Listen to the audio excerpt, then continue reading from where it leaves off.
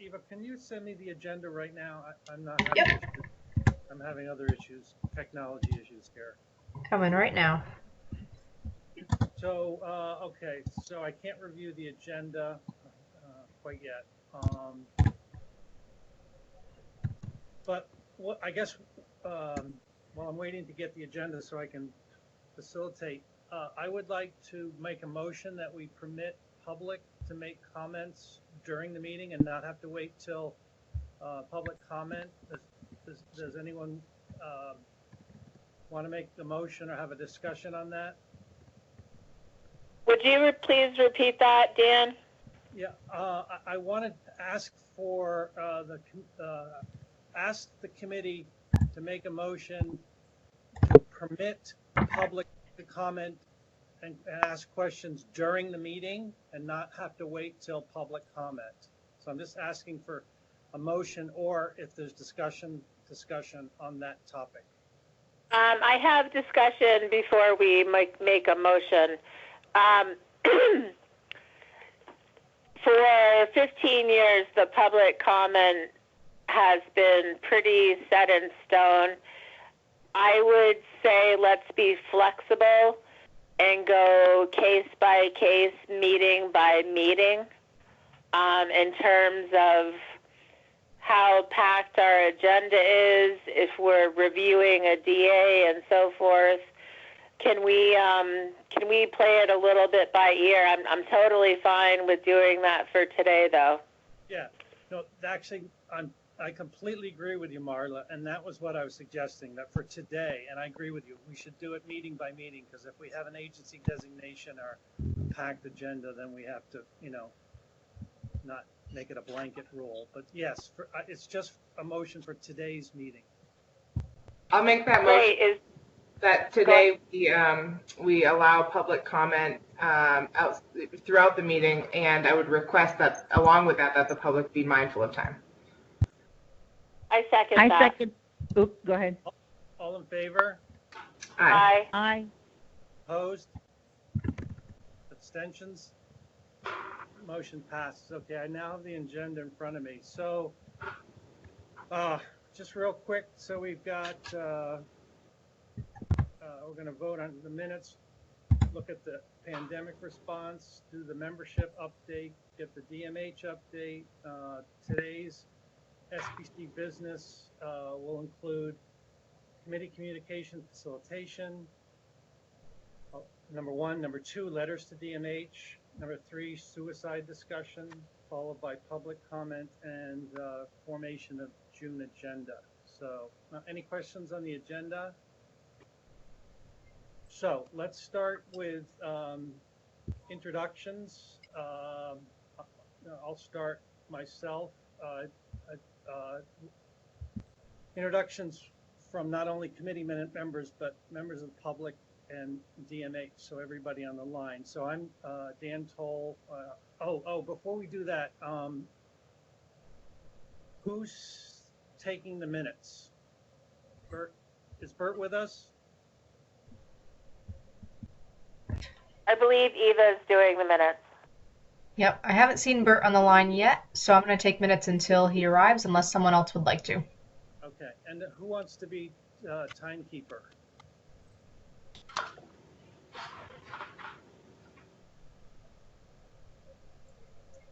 I can do that.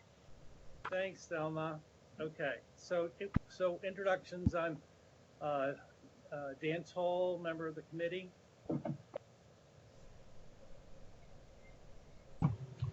Malika Puffer, member of the committee.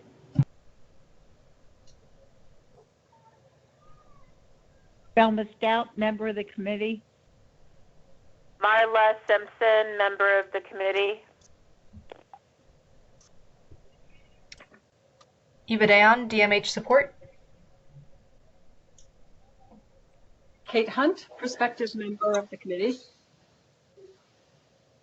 This is Jessica Bernard, Assistant Director of Quality Management for DMH. And this is Trish Singer, Director of Adult Services, DMH.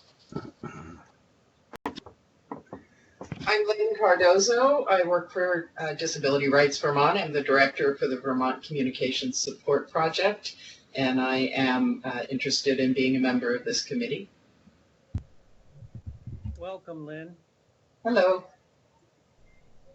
And this is Ward Nile. I'm a member of the Children's State Program Standing Committee, and I guess also a prospective member of this committee.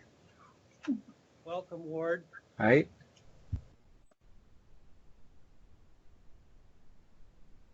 Anybody else?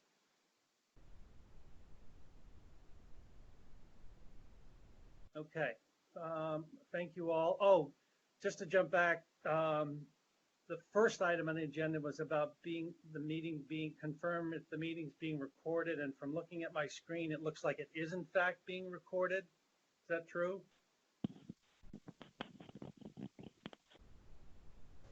Yes, I'm recording in the event that Bert shows up and would like to take the minutes. Okay, so note for the minutes that the meeting is in fact being recorded. Hello. Did someone have a comment?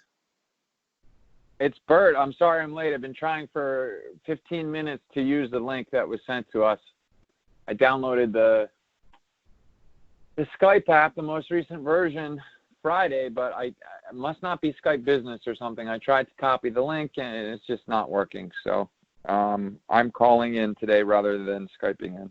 All right, thanks, Bert. Yeah, each time I do Skype, it's never smooth for me for some reason. I did a dry run with a family member as well, and it seemed to be fine. So there's some issue with the link. Yeah. So sorry for that, your technology issues, Bert. Well, I'm sorry I'm late. I thought it would be smooth. I had a meeting from 11 to 11:40, so. Yeah. Well, no worries at all, Bert. This is a brave new world, so. Well, technology. hope so. Hopefully we can all find some sort of new normal, right? Right. Technology seems to be. Technology is our salvation and the bane of our existence. I would agree. How can we live in a culture that readily utilizes the internet with some sort of process to keep us all in line a little bit, right? Right. Anyway, trying to get. Bert, are you doing minutes today? Has anyone else offered? I mean, I'm as far as I know and can recollect, and as according to the correspondence, Eva's already doing them, so we need to stick with Eva for today, please. I'm happy to that's what we let need, Bert do that. Honestly, my concentration is not great. If I'm to do the minutes, it would be good for me to get a recording of the meeting from Eva. So I was hoping to be able to record it from my Skype application, but it didn't happen. So this is Eva. Let's try that. I'm recording the meeting right now, and I will do my best to get you a copy of this recording today or tomorrow, and then you can do minutes off that. Okay. Thanks. Okay. Hello? Hello?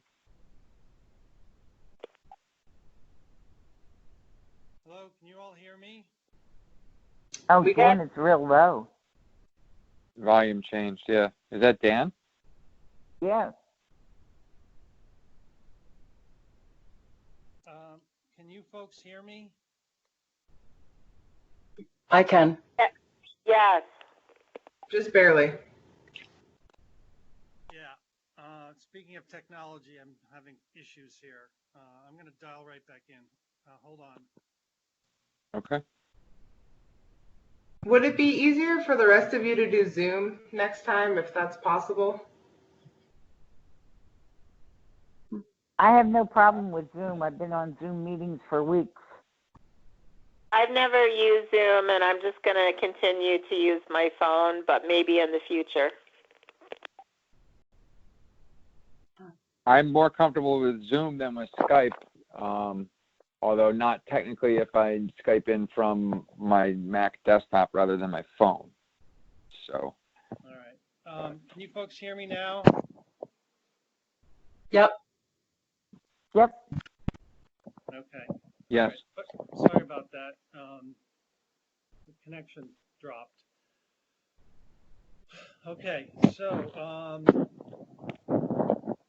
next is to vote on the April minutes.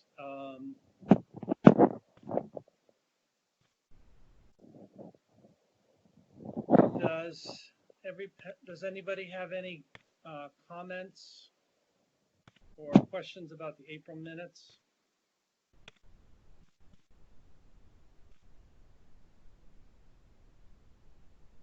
I will follow Vicky's format as nearly I can to continue with that, so we have some sort of continuity in that way. Great, thank you, Bert. Indeed. I actually have two things. One, in the minutes, unless I missed it, it doesn't say anywhere who wrote the minutes, and we should have at the bottom of every minutes who drafted them and submitted them. In my opinion. I agree with I agree. I didn't read them. Is everybody who was there recognized in the minutes as being present? Well, at the top, the format I think that Eva set up, which is really awesome, shows members, DMH staff, public. So yes, it looks like it's very thoroughly done. This is Eva. I can update the minutes to reflect that I wrote these. On the last meeting, the understanding was that Vicky was going to write the minutes, but she has since taken a leave from the committee for the next couple months. And so I think she wasn't able to form minutes for that meeting. And so I went back and did them based on what I heard from the recording. But I will add that to the top of this draft so that it's very clear that I wrote them. Okay. Thank you, Eva. Thank you. Oh, and there's one typo under opening business, the last paragraph, membership update. The second sentence says 2 other prospective members. It's actually prospective members. Good catch. Right? I'm fixing that. Right? Perspectives from perspectives. Yeah, right.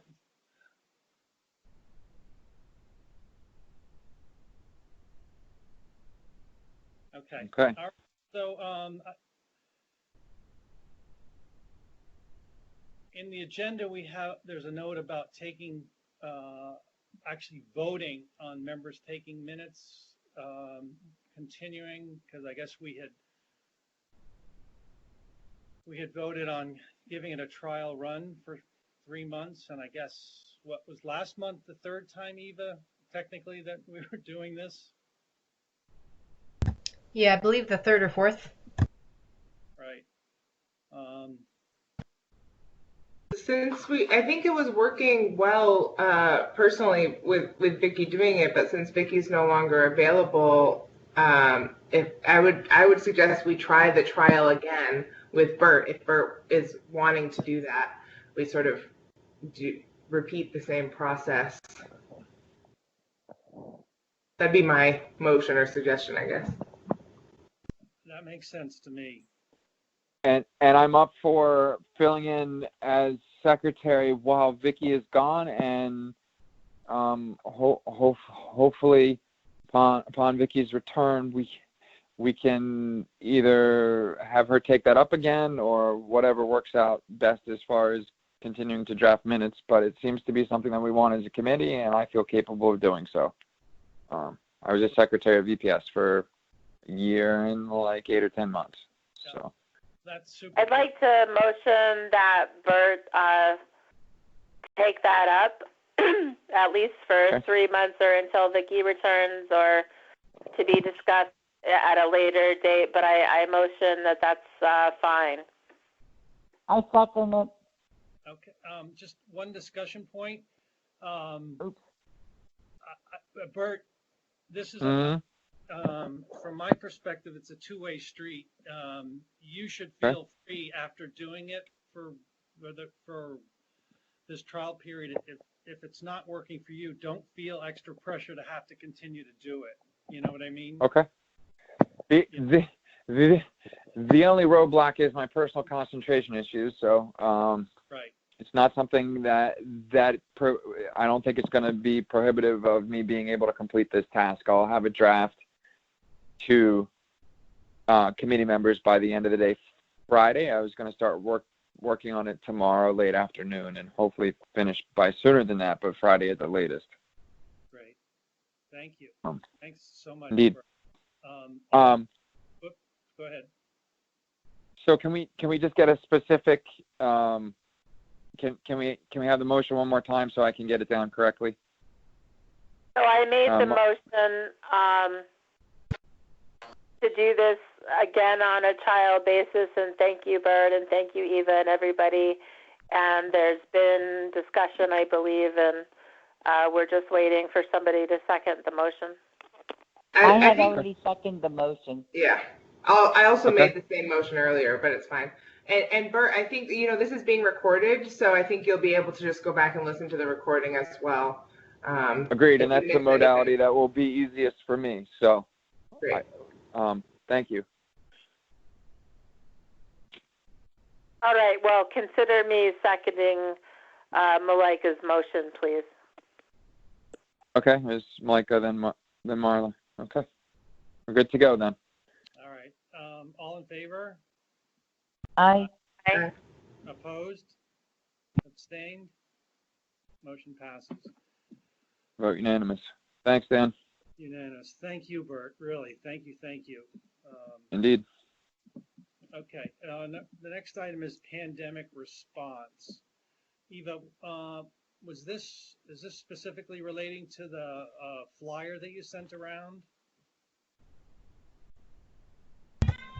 So as far as I recall, the discussion at the last meeting was that you wanted a chance as a committee to generally talk about pandemic response before meeting with the whoever was giving the DMH update. But I'm not sure if it was in response to a specific document or not. I would motion that for today we bump that into our later SPSC business time and instead use the little bit of time we have before the DMH update to focus on membership. Agreed. I agree. Anybody have a problem with that? I don't. Okay, so moving on to membership. First of all, we have Kate, prospective member Kate, with us right now. She's attended 2 meetings, right, Kate? Yes, I have. Yeah, this is your 3rd meeting. I had a conversation with Kate, went through the application, asked her questions, answered questions, and I'm prepared to talk to the committee in executive session, if you want to call it that, about her candidacy. But why don't we start, Kate? What do you want to just briefly tell the committee why you're interested in becoming part of the committee, and any other important facts? We'll have to keep it brief though, because we are short on time. Sure. And feel free. We have 5 minutes for this agenda item. Okay. Well, I guess I originally got sort of introduced to issues of mental health with my adult daughter who has schizophrenia, and she's had a tough time of it. She's had a number of hospitalizations. She's been at Soteria a couple of times. She does live independently, but kind of through her experiences, and we have a very close relationship. She lives up in Burlington. My husband and I are, we're in touch with her all of the time and working very hard to, help her negotiate things. It's been a very, very difficult road for her. And for the most part, she has in many ways independently navigated the supports and systems around her. We've also been integrally involved as much as, at times it's been more than at others. But I stumbled across the existence of this committee several months ago, and I guess when I was really trying to educate myself more about the systems in Vermont, what might be there, what might be available. And my sense is that certainly our experiences and my sense is that Vermont as a state takes mental health concerns very seriously. I think there's really an effort to do more and more, and it seems to me to be fairly kind of open, or I guess there's a lot of progressive voices that we've encountered that have been very interesting. But I think it's really, I guess my personal involvement with my daughter has introduced me to this large mental health system, and she's had some challenges in that, and some things that have gone well. And I think I find myself with some energy and some interest, and I believe this standing committee is sort of an advisory, and probably their role is to hear from people in the community who either have lived experience or family members or support people, or in one capacity or another interface with that community, and that the Department of Mental Health is interested in understanding and hearing from those people. And so I think I have my own perspective and experiences to offer. I know I have a lot to learn. It's a pretty big area, and it's a bit overwhelming to see all the documents that are in place that need to be reviewed, and it's a bit daunting to begin with. But I have a lot of energy and interest, and I'm in my involvement in these couple of meetings, I've been pretty impressed with the kind of interaction that happens with Department of Mental Health and the committee. So I am very interested in joining. Great, thank you, Kate. Do any of the committee members have any questions for Kate? Wow, Kate, welcome. I would love to have you join. This is Marla. Thank you. Oh, thank you, Marla. Yeah, also just really appreciate your interest. Yep, same here. This is Selma. Hi. Any other questions? Thank you for expressing your interest and your experience, Kate. I'm grateful to hear your interest and your experience. And so thank you. And to you too, Lynn, as well. I hope you become a member. To you as well. Thanks. Any other comments, questions? Okay, Eva. I think that Marla, this is Lynn, and I think, thank you, Marla. I think you just mentioned me, and I'm definitely interested, and have a number of reasons for that. I think once if I decide to fill out an application, that would be a good time for me to expand. We've been seeking members for a long time, and I like both of your personalities and what you're already bringing to the table. Thank you. Okay. Anybody else? Okay, Dan, and I just need to let you know it's 12:30. Right. Okay. So, Eva? Yes. Okay. Now we have an interesting scenario here. We want to kind of go in, I guess, executive session, or at least let Lynn or Kate, quote unquote, step outside of the room. How do you suggest we do that? That's a great question. Jess, do you have any suggestions for how we would do that? It's a public meeting, so people are, of course, always able to attend. What this group has traditionally done is folks don't typically remain in the room while people discuss membership. Obviously, it is your choice as prospective members if you would like to mute and step away from your computer for a moment, or if you'd like to listen in on the topics of conversation. Once again, it's a public meeting. You're completely at will to do whatever you're most comfortable with.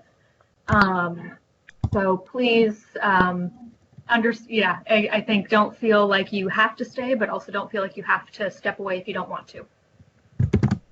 So this is Lynn. I guess I'm thinking that you're probably not in a position to discuss my application since you don't have one yet.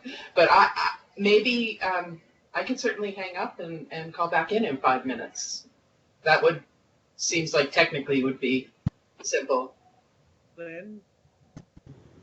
And this is Kate. I think I would do the same thing. I guess I would just ask what amount of time you would advise that I call back in or I come back to the call. My suggestion is that if this is just, Kate, for you to put us on mute. Yep. And I'll wave. Can you see me? Yes, I can. And Let me see if we're ready for you. Does that make sense? Does anybody disagree with that? She can still hear us when she's on mute. Okay. Right. This is Eva. I could send Kate and Lynn and Ward, if you choose to step away, an email as soon as you are done with like the executive session to say come back. I'll tell you what, this is Kate again. I tried muting and it mutes me, and I'm a little afraid to play around with it. I'll lose you. So I'm going to step out and I'll just see if I'll just check back if that's okay. And Eva, this is Lynn. Just send me an email. I'm just going to disconnect and I'll reconnect. I can do that.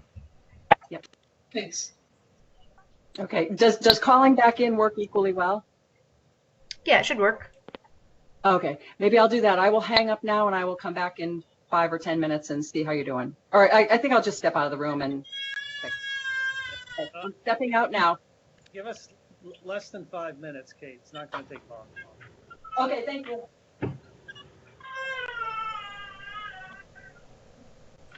Okay.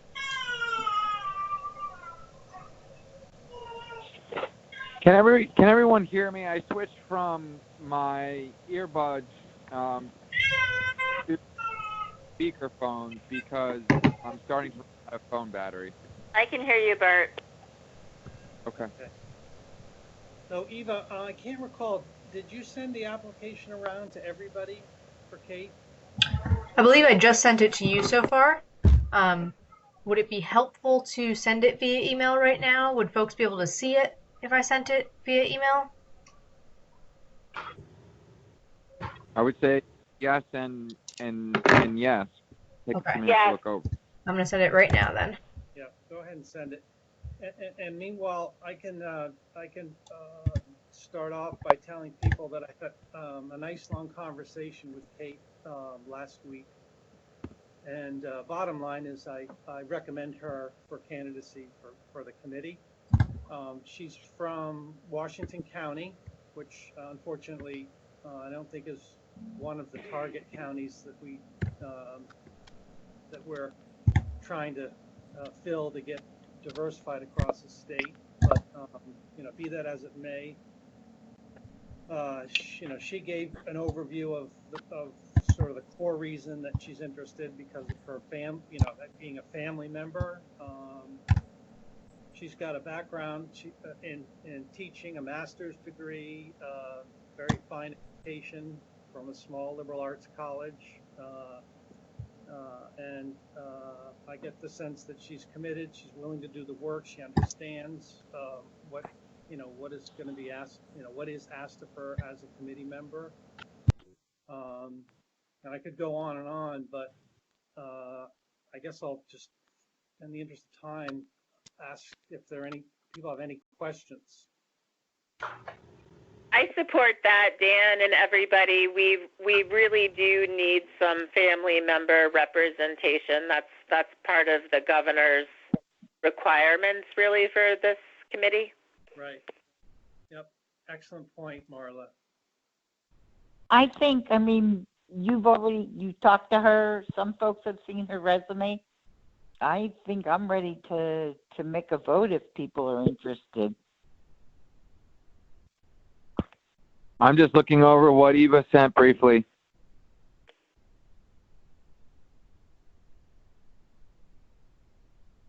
Remember also, there's Lynn and Ward as well.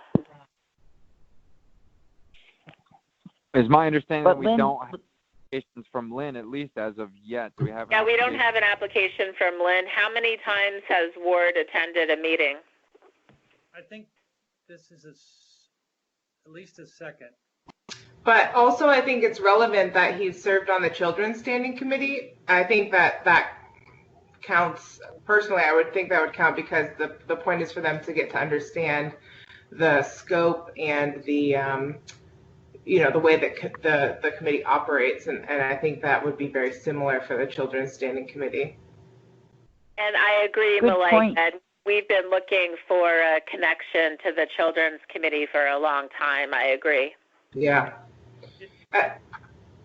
Eva or I is there anything to preclude someone from being a member of both committees? As far as we know, nope. You can have a member on both committees as long as it seems applicable to their, experience and desires. Yeah, we're not voting board today, but I concur with what was just said about having this would help solidify a connection between the two committees. Do we have an application from Ward? Not yet. Okay. So right now we're just voting on Kate, right? Correct. Yes. So if there are no further comments, I'll ask for a vote to approve Kate. I guess the motion would have to be to approve her, for the committee to recommend to the governor that she be appointed to the committee. Is that right, Eva? Correct. Yeah, so our recommendation and her application would go to the governor, but she would, I think, as we did with Brandy, she would become a member of the committee with all the rights and privileges and obligations, subject to, starting next meeting or starting this meeting, subject to the governor's approval. Correct. Yeah. That is right, Dan. Okay. So can someone make that motion, or? I make the motion that we make a recommendation to the governor's office that Kate become a member of the committee. Seconded. All in favor? Aye. Aye. Opposed?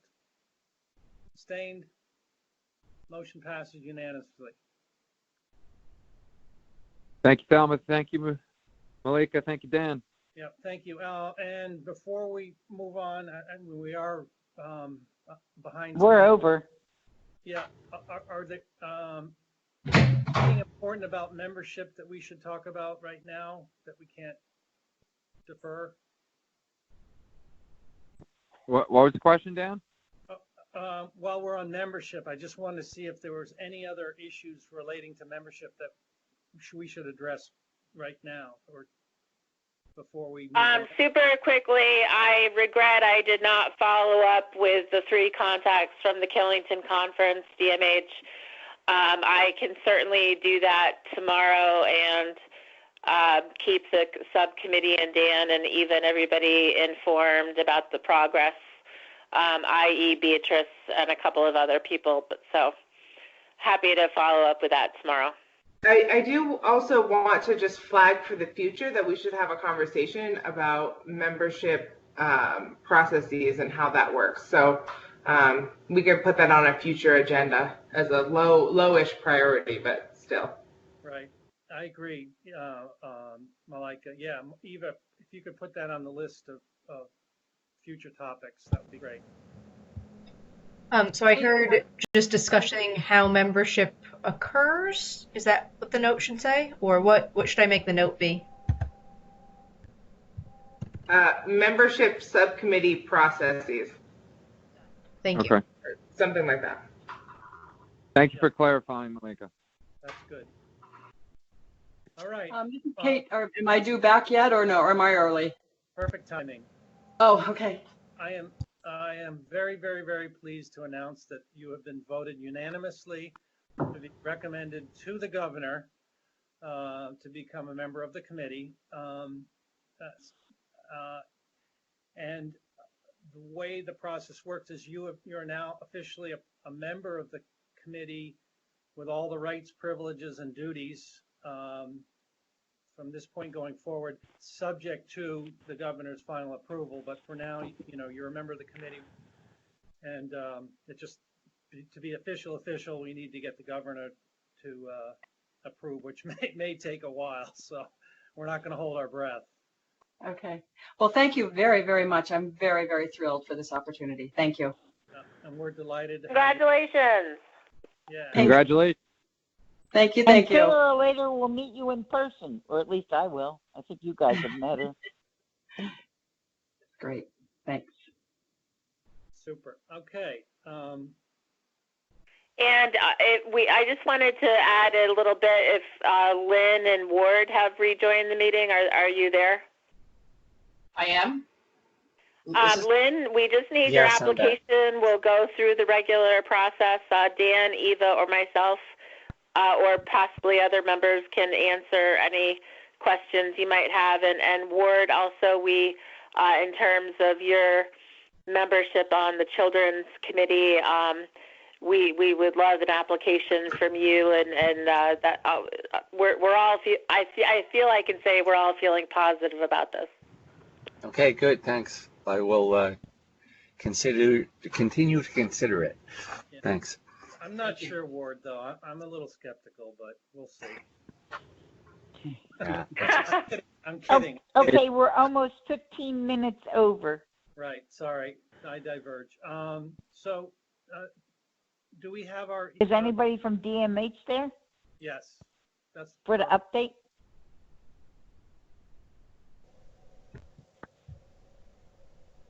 Fox, are you on the line?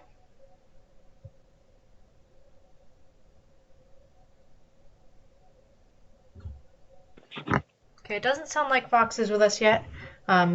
It's possible that he's running late from another meeting. Do you want to go on with other State Program Standing Committee business, and I'll see if I can figure out where he is or if someone else is going to do the update today? That sounds good. Yes, I would.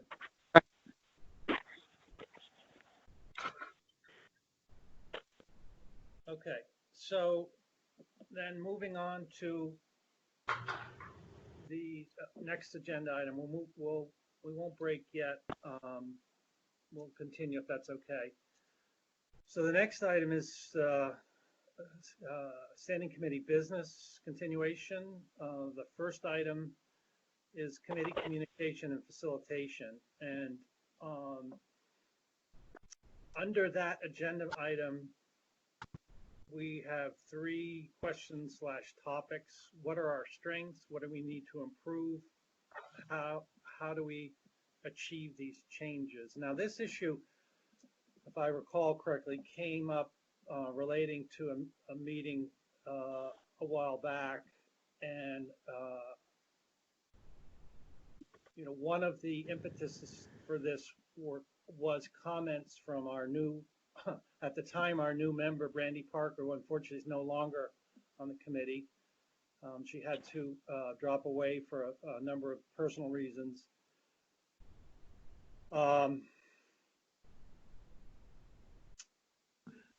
So we can move forward with this discussion if the committee agrees, or we can defer for a more formal facilitation, which I don't know.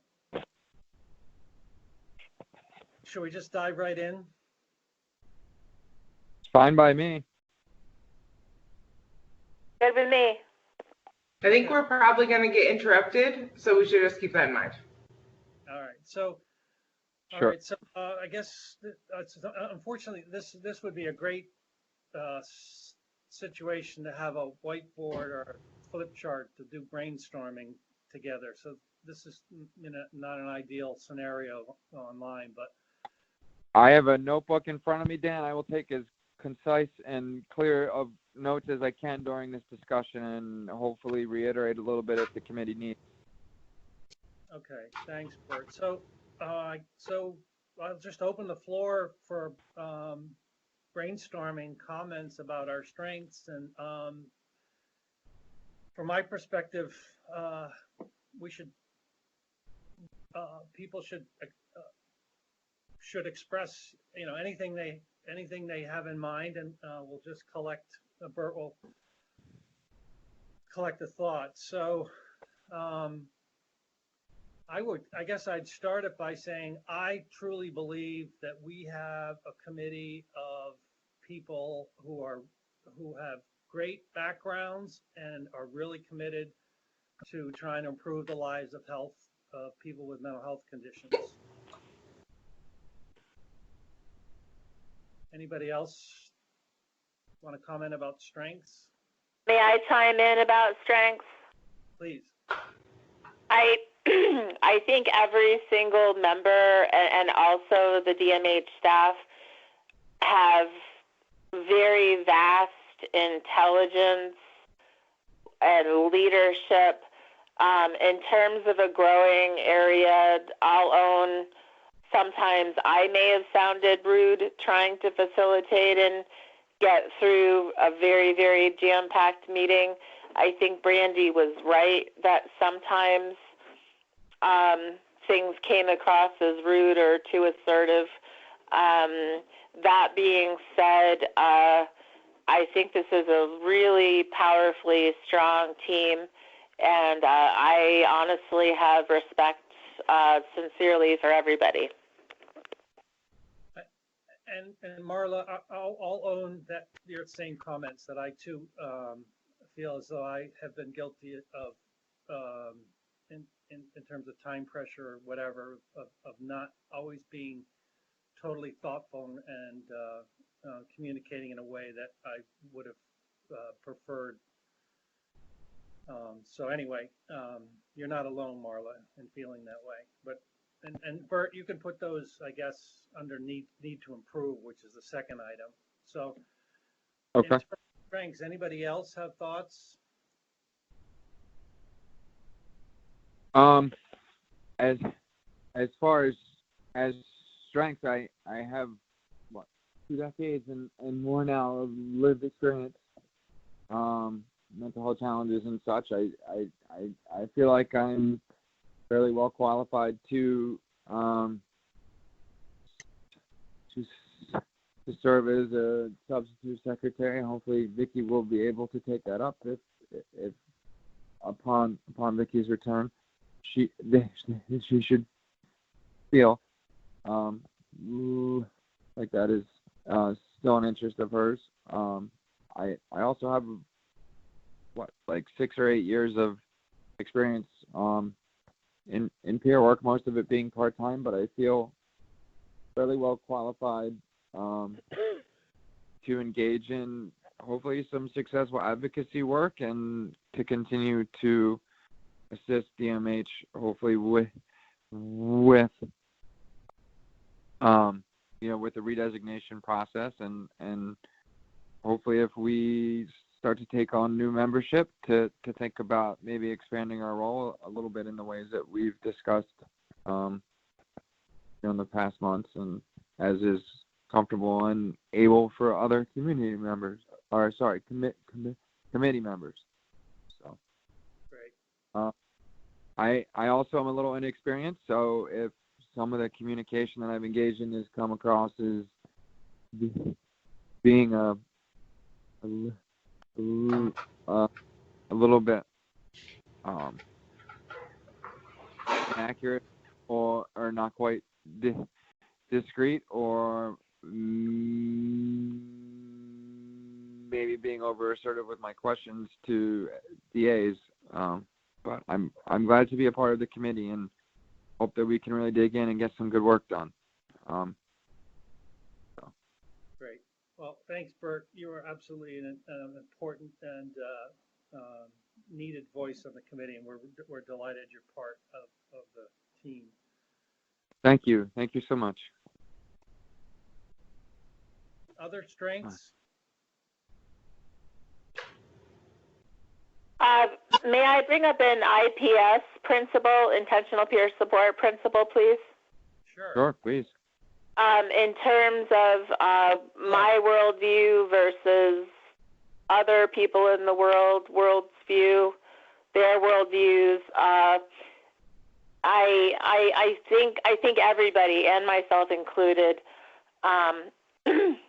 that it's great to be transparent and honest, and sometimes maybe my 47 years of living comes across too directly, and I do try to be kind.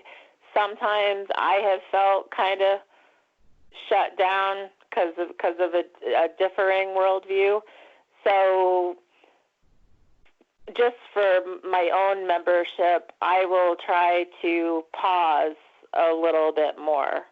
But I do try to speak carefully. Thanks, Marla. Thank you, Marla. You're welcome.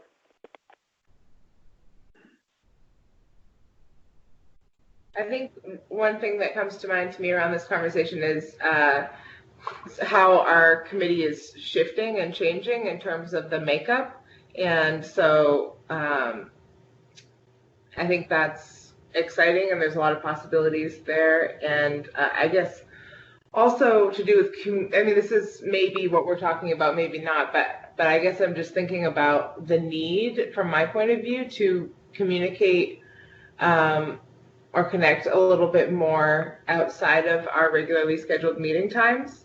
And I think it would be helpful for us to get some more clarity around what the limits are for that, and how we want to navigate those. I'm imagining it might be really helpful to like have a shorter meeting in between these regular meetings where we sort of have a little extra space to I don't know, prep for meetings or something like that. But I know there are some potential barriers to that. We're kind of jumping around here between the three things: strengths, need improvement, and achieve changes. You know, you're just suggesting, which is fine by me. So why don't we just, Bert, this puts, I guess, a little additional burden on you. Okay. Some of these comments we've had so far fall in one of those three categories: strengths, weaknesses, and suggestions going forward. So let's just open the floor for any comments anybody has in terms of strengths, needs to improve, or ideas.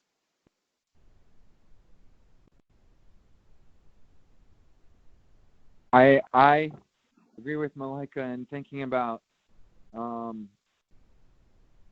the shifts we're having with the state program standing committee and the potential changes. I have a fairly wide open schedule and spent a bunch of time yesterday, although somewhat last minute, reviewing the different tools that SAMHSA has, and came up a little short on the positive psychology website because I don't have a login at present. But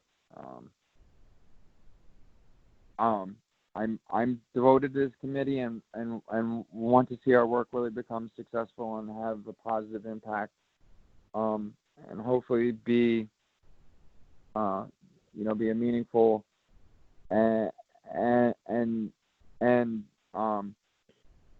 viable opportunity for all of us to be dedicated to the changes that I feel we all want to see in the mental health services around the state and hopefully maybe even nationwide.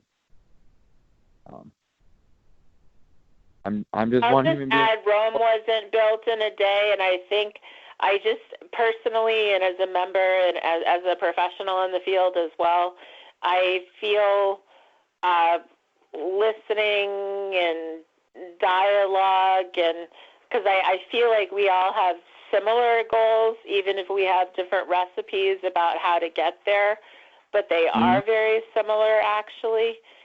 And I do feel overall a little more respect, please forgive me, but towards DMH, because this committee in the last 6 or 8 months has pushed for more changes than it has in 15 years.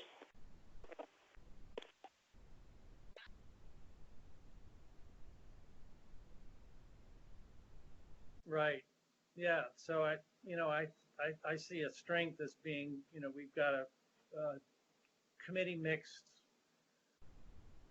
now that perhaps represents a different set of perspectives, a broader set of perspectives, which is a strength. A weakness related to that is where, as you said, Rome isn't built in a day. We're still trying to navigate how best to, move forward on some of the great ideas and hard work that people have done, like Malika with drafting a letter, and Vicky as well. So I think, yeah, we need to continue to be thoughtful and work on ways to make communication be effective and respectful. Dan, this is Kate. I have a question. Yep. Does this bullet point refer both to inter-committee communication and external to the committee, or was the thought more about how the committee operates within itself? I think it was meant more internal communication, but as far as I'm concerned, we're doing brainstorming, so I would say I would like to include comments that relate to outside of communication relating to outside of the committee as well.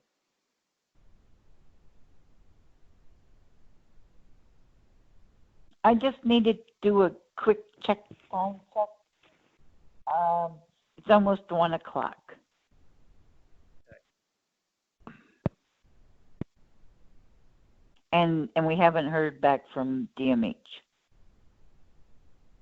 I can go through some of the notes that I've kind of jotted down, unless we all feel like we're on the same page. But I've heard some expression of strength, including intelligence and capacity for committee members to take up leadership roles.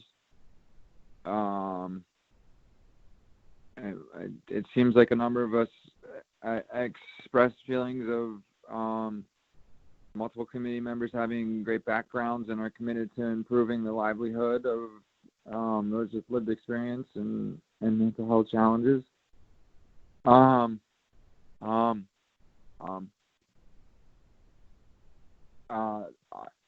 number of committee members have expressed some difficulty historically regarding communication, and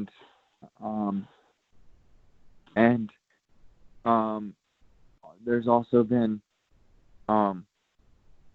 expression of wanting to be more effective and respectful regarding our communication. What else? A committee member mentioned the shifts and changes to the committee. There's an expression of a potential barrier for starting, maybe spending time on important agenda items outside of meeting time. Seems like a number of us have some deep respect for the DMH, and that there's a little bit of uncertainty about requesting changes, and this being also something that I'm a little bit wary of is that can we as a committee work together to define the changes we want to see more specifically, and also to engage in the footwork outside of the conference room to be able to to help make the change we want to see happen. So I totally see Malika and Bert's point about clear communication and talking more outside the meetings. I would say just the easiest way, I think, could either be phone. I can't do a conference call from home unless it's through an organization like DMH, though. So just like we often do already, including people in emails and making sure we're keeping people on the same kind of page, so to speak. And I think everybody actually has fantastic ideas. Everybody, including myself and all of you here. Just again, the whole planet is going through so much. Just I'd like to just kind of like slow us down a little bit. Sometimes we need to work very quickly, and then other things I would say just kind of slow down and don't demand immediate changes, but be collaborative. Yeah. Go ahead, Bert. Same, Marla. What was that, Bert? I said my feelings are much the same. I'm honestly a little bit nervous about taking on the minutes because my concentration of late has been quite a challenge. But I'm also prepared to take this up and to do well. And so I appreciate. Yeah, and to further, yep. I agree with Marla, and to further on that, I think a suggestion I would make is we, as issues come up, we prioritize them so that we all acknowledge what we need to deal with immediately, what's urgent and important, what's important, maybe not so urgent, and what's neither urgent nor important, so that we're focusing on the right things at the right time frame. Mm-hmm. Yeah, and a really primary concern that I have, to be totally transparent about this committee, is that we aren't nimble enough. We aren't doing the amount of or kind of work that I think we could be doing to have a greater impact. And I think we are making some really great steps building towards that. And it's a process. But I really don't want us to slow down. I want us to speed up, and to the best of our ability. And for me to continue being on the committee, I need us to be doing something that's meaningful and not rubber stamping. So that's really important to me as a committee member.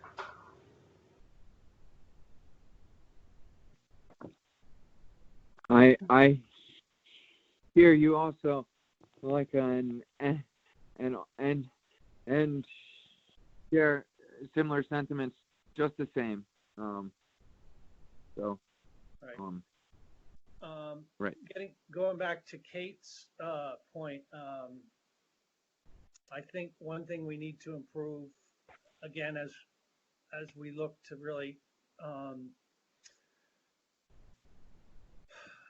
improve not only what we're doing as a committee, but what we're doing in conjunction with the Children's Standing Committee.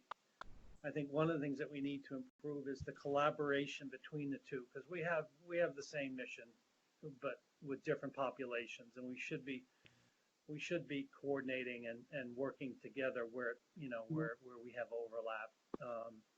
And I agree. Also, another comment to go back to Malika's, I agree with trying to do work offline between meetings, whether it's additional meetings, having subgroups to work offline. But I also support the idea of trying to get things done between meetings, recognizing that not everybody has the time or ability to respond. So we have to we're balancing in terms of communication and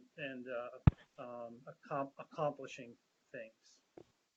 Hey, this is Jess. Do you mind if I just jump in while we're talking about kind of working in between meetings?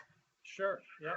This is brainstorming, just to reiterate. So no idea is a bad idea. We're just collecting ideas now. We're not going to make decisions today. This, it's just to Marla's comment. This is a process that's going to take some time for us to really make things better.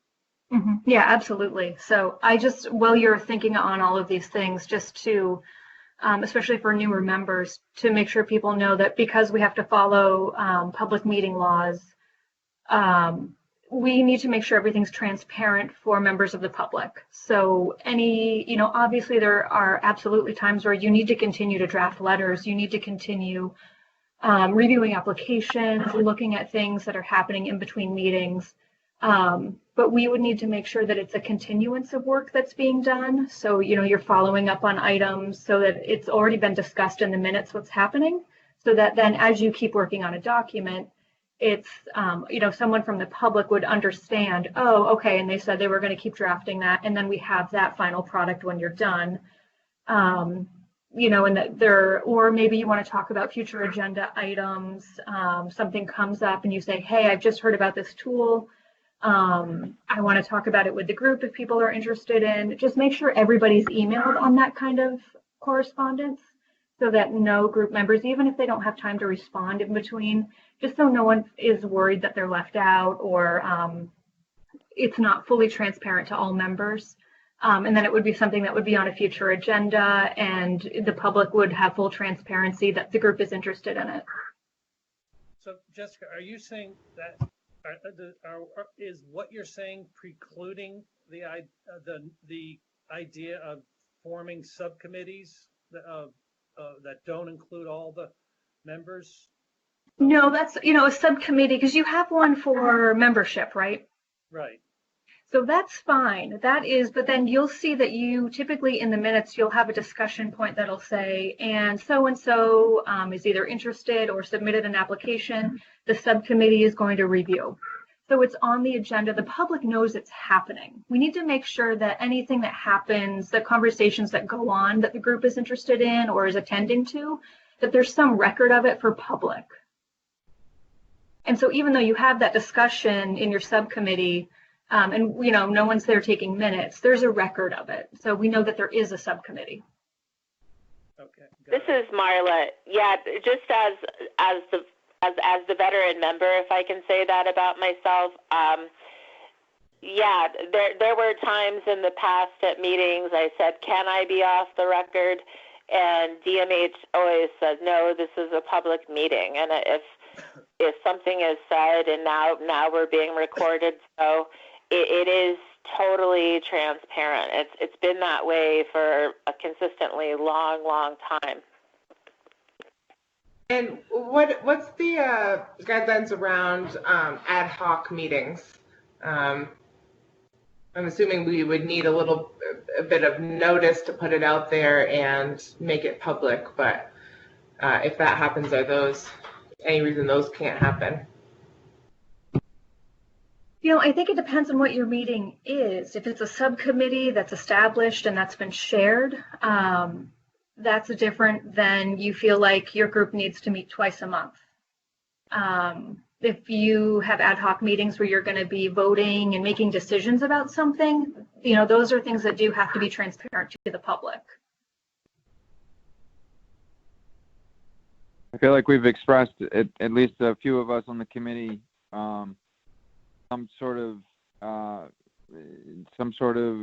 desire for a process regarding potentially making motions on minutes and such things before having them put on the DMH website. So hey, in terms of voting, I'm really adamant it needs to happen our regular meeting time, second Monday of the month, noon to 3, please. I'm not comfortable if anyone's going to be voting outside of the meeting. I would agree. If something's going to be voted to put on the website, it has to happen during our meeting time. But hopefully, if we want to work outside of the 12 to 3 window on subcommittees for tasks that we choose to take on, then can't do everything we're tasked to do in 3 hours a month. So. Right. I agree. Okay. Although I would just, one caveat is there may be times, I think we've had times where we need to accomplish something and have a vote between meetings, and I want us to retain the ability to do voting via email between meetings if it's an urgent situation. But in general, I think anything done between meetings in general should be, information gathering and relayed to the committee for review and decision making and votes. I think this has been a great conversation. Can we pause it maybe and get an update about whether we have someone coming to give the DMH update?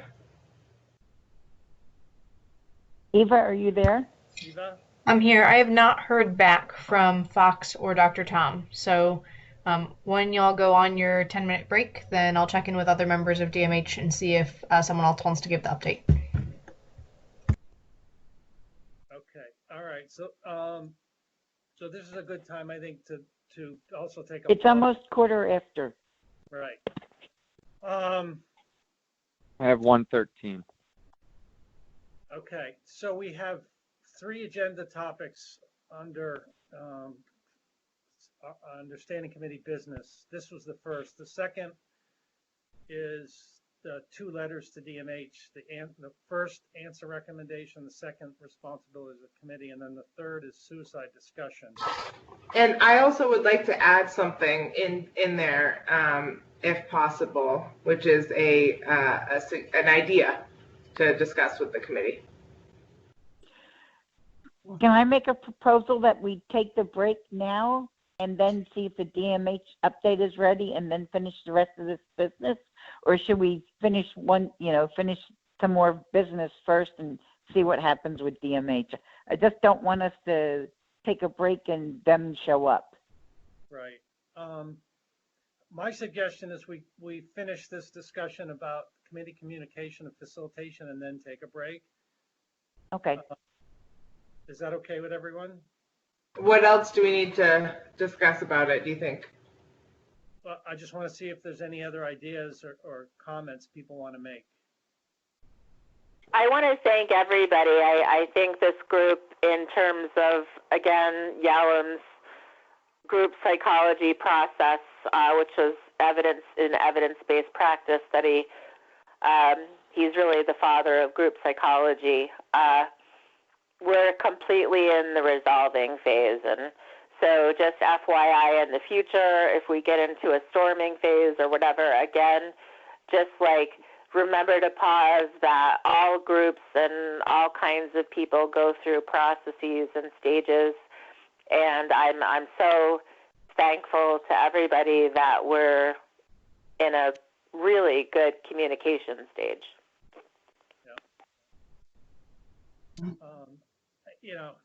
Since the agenda topic is both committee communication and facilitation, I guess, I would say a strength is I like the having one person facilitate for 3 meetings and rotate. I think that's worked for us so far, and I think that's a good way to continue to do the facilitation piece. I agree, Dan. I like that we have the potential as is to engage in administrative tasks and to share that responsibility also. So. Yep. Okay. I also like the fact that you folks have been flexible with the fact that sometimes I haven't made it to a meeting in a while, and then when I decided I was going to try to make it in the meeting, we got COVID. Yeah. I'm glad to hear that I think for the most part the committee is wanting to find some cohesion perhaps and to to to work more on the goals that we've expressed and the tasks that are laid out for us under the administrative rules. So though I'm disabled and a little bit leery, I'm also eager to do this work and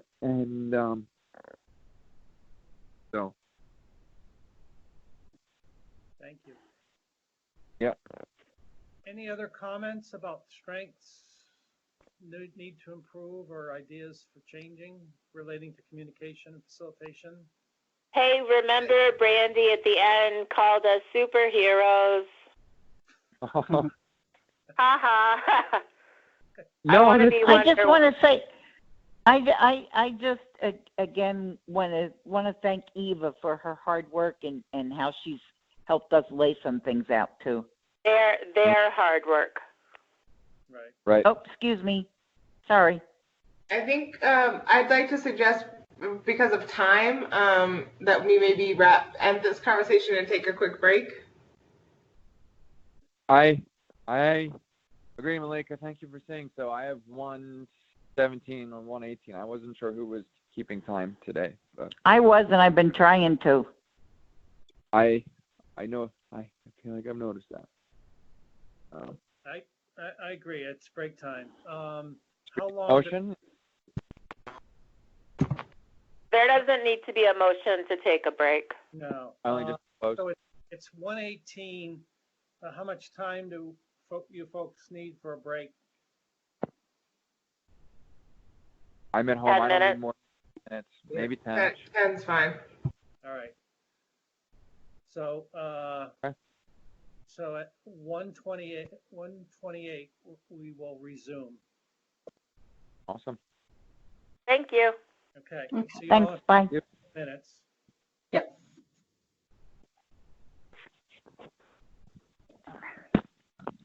All right.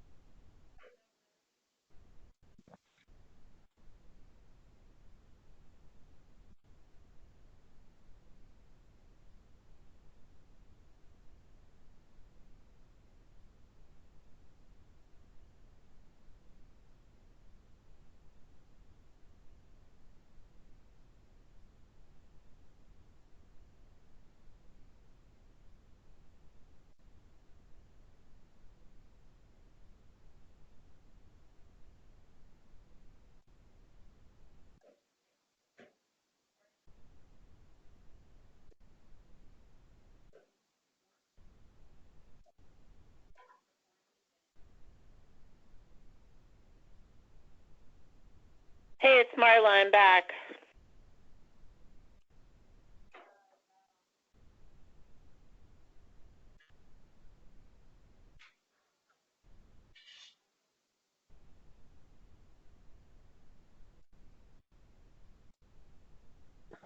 Hey, it's Bert. I'm back.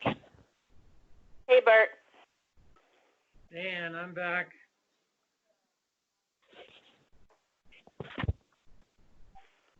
So maybe I'll do a roll call. Dan is here, Marla's here, Bert's here. Thelma,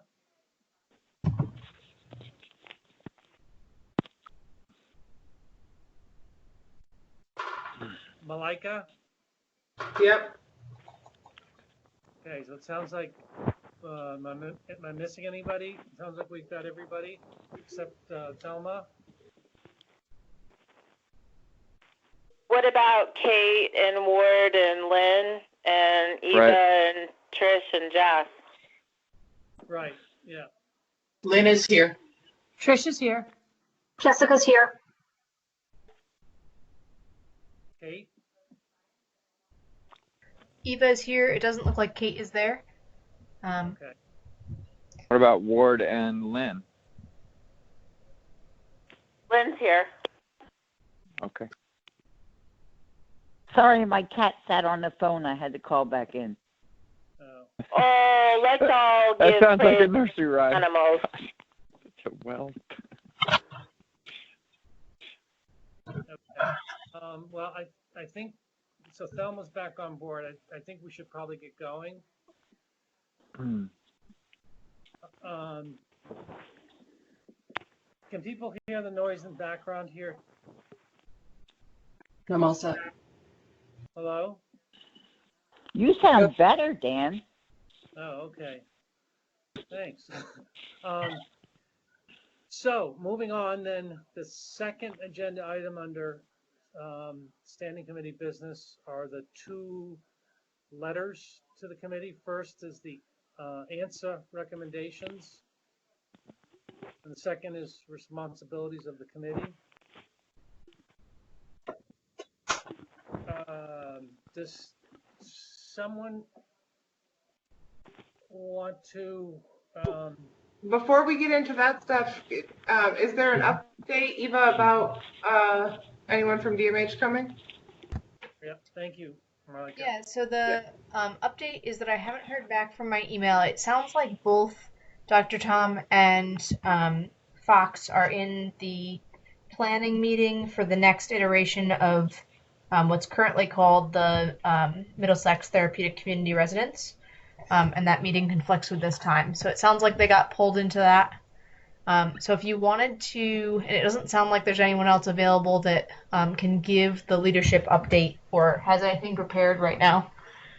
So if you wanted to use this time to go over the document that was sent out in response to your letter, I sent an email out to everybody to just refresh that if that's something that you'd like to review. And then if you have any questions regarding that document, then I could bring them back to leadership.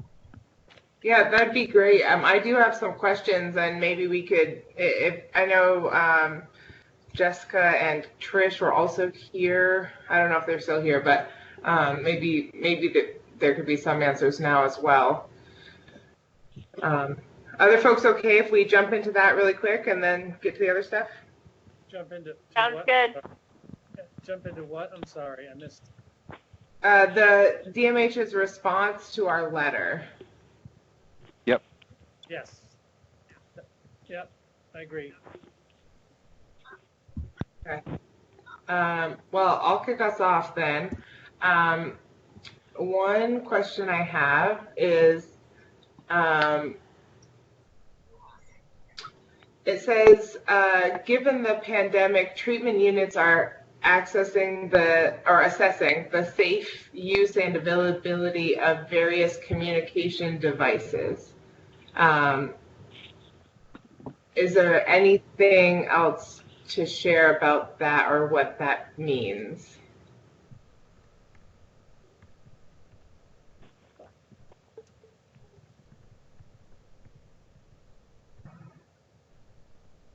This is Jess. Trish, I don't know if you were going to jump in. I didn't want to step on your toes. But nope. That is, I think, trying to make sure that staff have access to technology that maybe they hadn't before, especially in some of our rural areas. So making sure people have laptops, phones, tablets when possible so that they can connect. There were some loosening of CMS billing requirements that allowed for more telehealth connection capabilities, as long as the people who were engaging with service providers were okay with it. So like the use of FaceTime, which is typically not allowed as a billable service. If someone wanted to connect over that, it would be allowed under the current circumstance. Are you talking about, this is in regards to in-treatment units, in inpatient units? Oh, you're inpatient. Is that what you're talking about? That is also, I think, having to make sure that every inpatient unit had the right technology as well, which I believe most of them did, because there had to be ways for people to, speak with lawyers and make court appearances if necessary, if they couldn't go in person. But making sure that there's access to either their own phones if need be, or if people don't have either phones or tablets when they go into an inpatient setting, making sure that there are public phones available, which there always have been, and that there are spaces where people can have private conversations. So are you saying that all the hospitals have that? They're allowing people to have their phones and they're making private space, confidential space available to use them?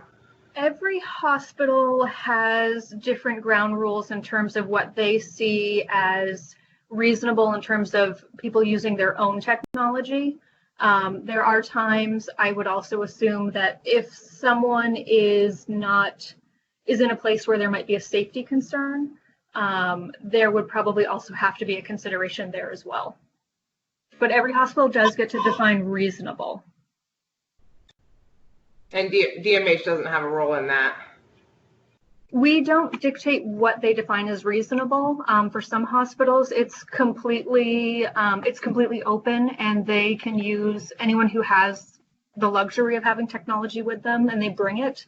They can have their cell phone or tablet with them. There are other hospitals that do have more regulation around that, and they ask that people either only use it at certain times or in certain spaces.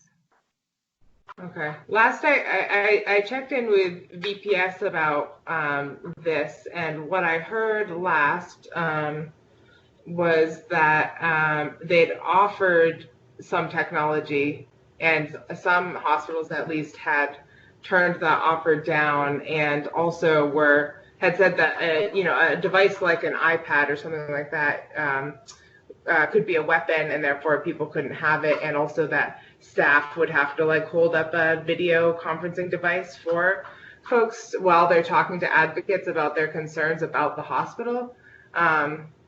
So that was pretty concerning. So I don't know. I guess I'm a little confused about DMH's role, or lack of role, in regards to ensuring that people have those basic things. Malika, I haven't heard that feedback. So Trish, have you heard that from VPS? Have they connected with you about that, or anyone here at DMH? I'm sorry, I got distracted for a moment. Go ahead, say that one more time, the question. What I'd heard from VPS, maybe not last week, but the week before, I think, was that they'd offered to provide some devices to different units, and at least some of them turned that offer down and said that a tablet could be a weapon, and staff needed to hold tablets for people. They couldn't sort of have their own, and there wasn't private space at all of the places. I haven't heard Topher about that, so I didn't know that he was offering that. I know that he was hoping to get some funding to offer tablets or phones. So I will talk to him. VPS has its own rules, and so that may not be the same as it is in other hospitals. That rule doesn't sound to me. It sounds like consistent with what they might say, but I don't have any personal knowledge of it. I'd like to chime in, please. It's Marla. Go ahead, Marla. Between 2011 and 2012, having been involuntary at the former Vermont State Hospital, Brattleboro Retreat, and Rutland Regional, there was access to a phone.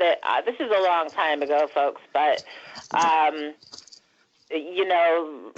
Regional at the time had public computers and a patient phone, and the retreat actually allowed phone use in the privacy of somebody's room. And I realize that's a long time ago, but I feel that's important to say that.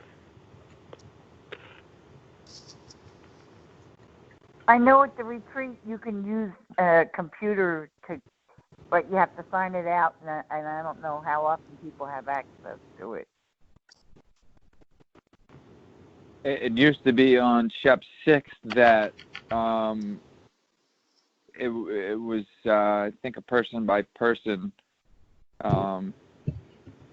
potential ability to use, private devices in your rooms, but only as allowed by staff, I think, is what the stipulation was years ago.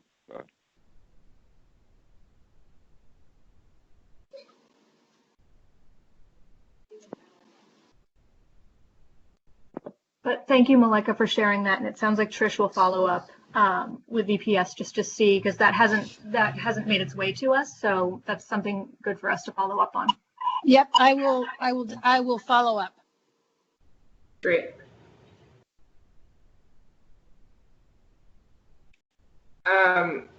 I'll keep going if other people don't jump in. Sorry, go ahead, Dan. Just a sec. I don't have it in front of me right now. Eva, can you email it around? Because I'm kind of at a handicap.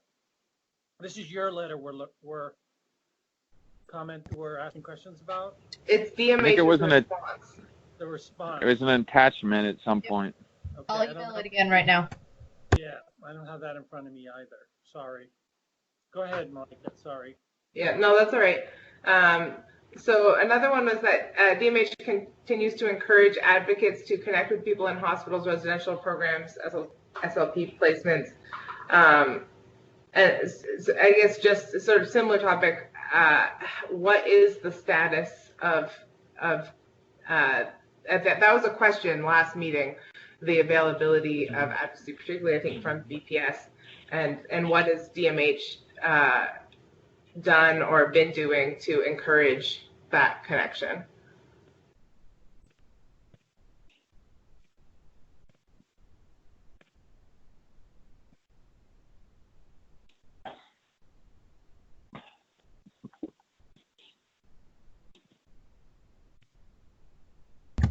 I have recorded that question to send to leadership. Okay.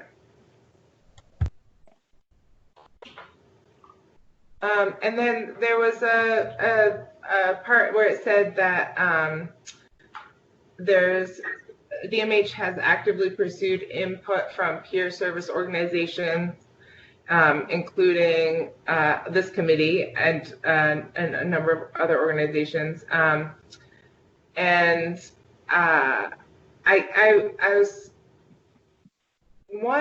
confused because I'm not sure how that's happened with this committee. I'm not aware of a way that there's been a request for our input.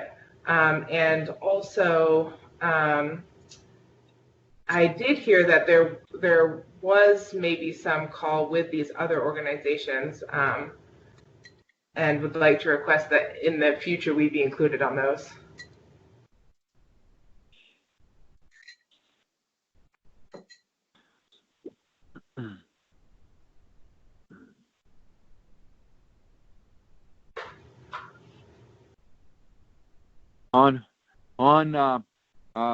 Sorry, like you said, on future calls seeking input from the peer support and advocacy community.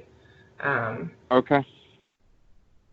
I'm not sure if that's I don't know all the details of like what that input looked like, but I did hear from some others that did happen in some way, that there was sort of a conference call or something, or a couple of them, but it would be great for us to be included in those if possible. I agree. Thank you. I have noted that request. I'll pass that on.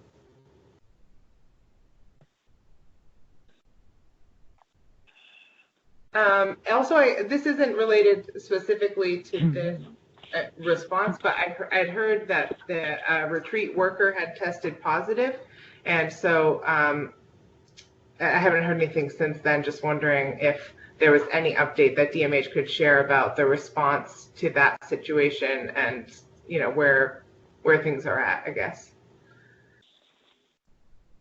at the retreat. I think that is a Fox or Dr. Weigel question, or both. Yeah. Great.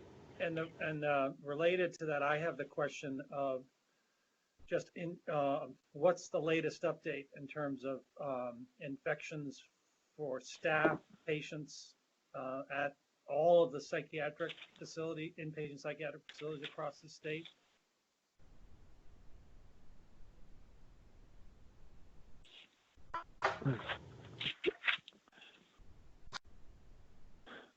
I've noted that question. Thank you. Other comments or questions regarding the DMH response? I think that I put some questions in an email before this meeting, including about legislative changes, any statutory changes that are relevant to any of the things we've been discussing. Absolutely. I will combine these questions with that previous email and get responses as they're able back out to everyone.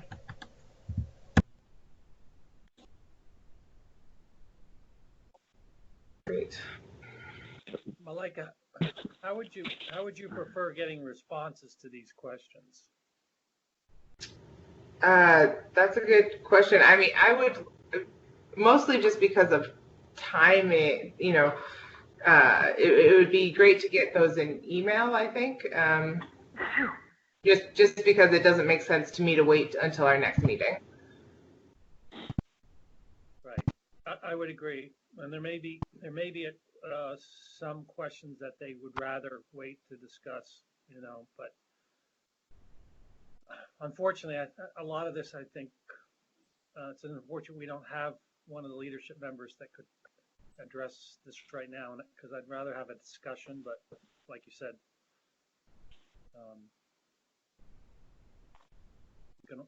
we can only do what we can do. All the same, I'm grateful for Eva drafting questions as well and sending them on for us.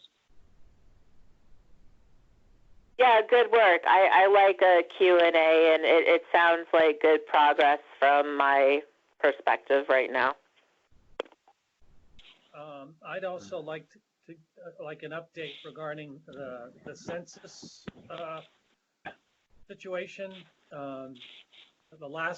In the end of the document that we're discussing right now, there's a chart that shows through April 8th and shows the census for all the inpatient at looks like it's about 110, down from its peak in recent couple of months of about 200 in the middle of March. Mm-hmm. We've cut the census in half in that time frame. I'd like to get an update on where the census is now. And I had asked in the previous meeting for, I guess it was Fox was going to respond as to the reasons, and they are articulated, but I'd be interested in any further thoughts they have about this decline and what that might mean in terms of our ability to divert individuals from inpatient.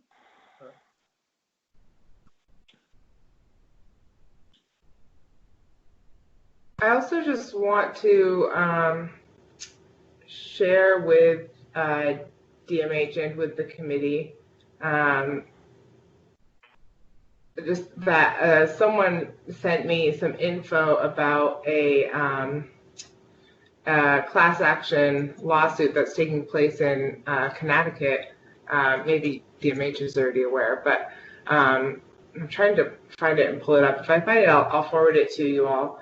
But basically, it was on behalf of psychiatric patients in some different hospitals. So they're suing both the Department of Mental Health in Connecticut and some hospitals there for rights violations.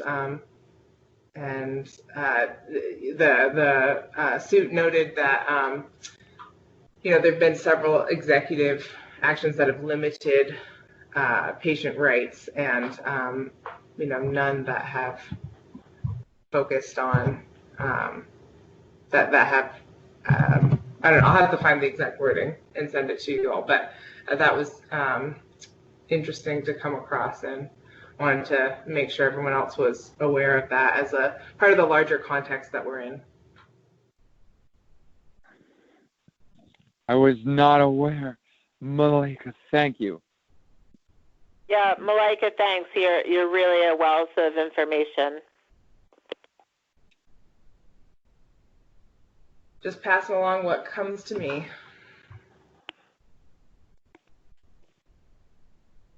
Will say my partner and I have been following COVID across the state of Vermont in terms of statistics literally every single day for a lot of weeks now.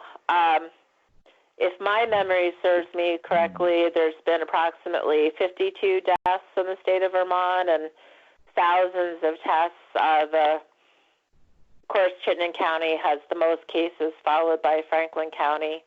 Knock on wood, I'm in Orange County, which has the second lowest, and the lowest might be obvious, Northeast Kingdom, the least populated.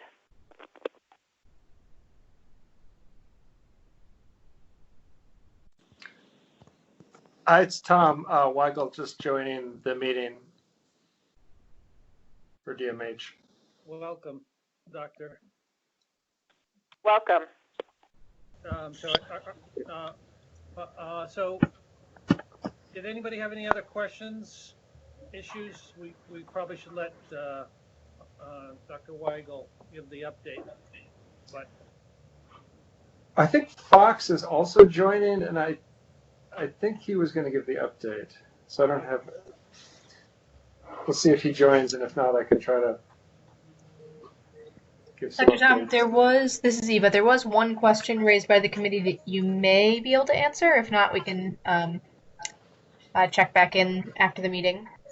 Sure. There was a Brattleboro retreat worker who tested positive, it sounds like, and the committee wanted to know what the response has been to that. Does someone know when that was or was supposed to have happened? I can look it up. Meanwhile, the broader question is, what is the status of infections, deaths amongst patients and staff at all the inpatient psych facilities? So, as best as I know, there have been no patients or staff who tested positive at any of the facilities. If someone had tested positive at one of the facilities, patient or staff, the Department of Health would test the entire facility, all patients, all staff. It's possible, I don't remember this exactly, or a number of weeks ago, it's possible somebody had tested positive but had not been to the retreat for the 2 weeks prior to that. I don't remember anyone testing positive, though. Thank you.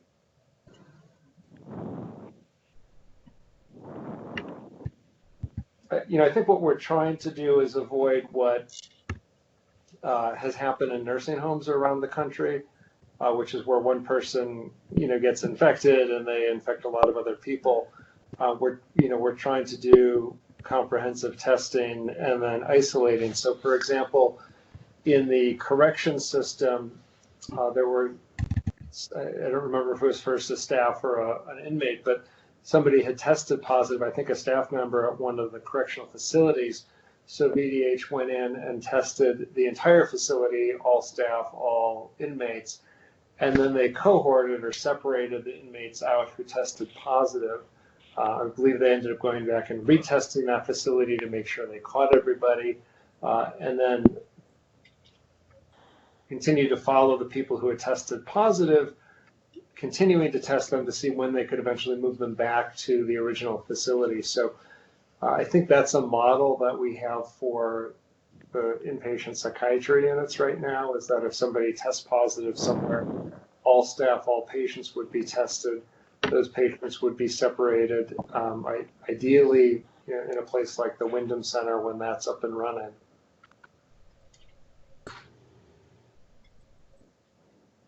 Thank you.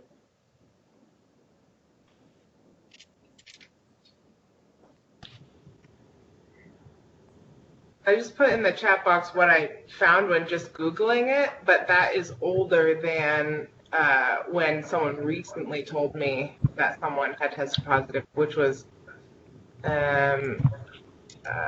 what should be a very reliable source, but it maybe they were wrong.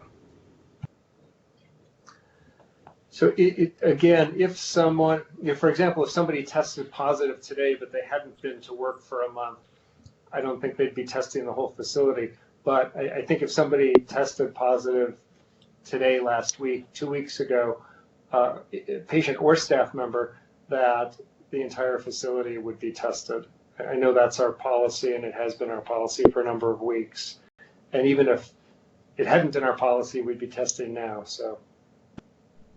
Thank you. Sure.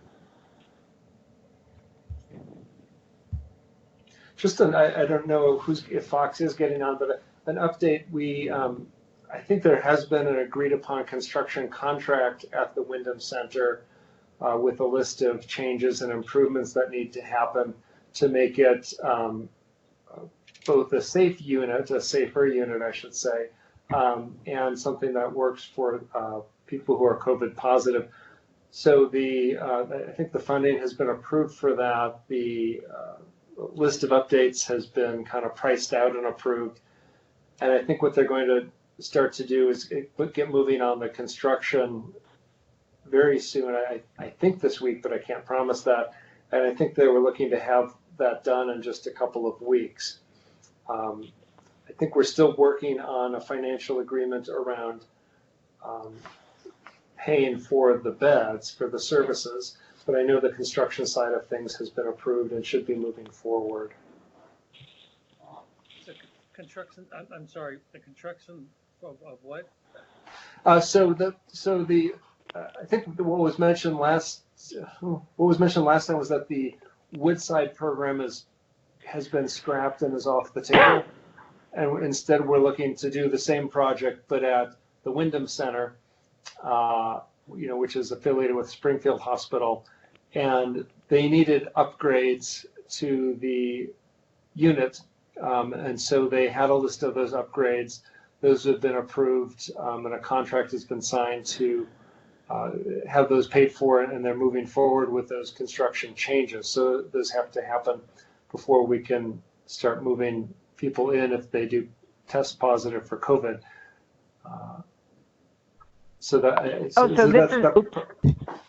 That's moving forward. Thank you.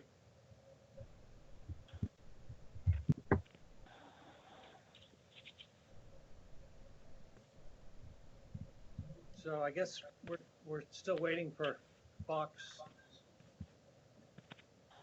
to do the update. So I think we should move on to other business because we have some important things to get to, and hopefully we will either hear from Fox soon or get a good, thorough response via email. Sure. I can give a couple quick updates too.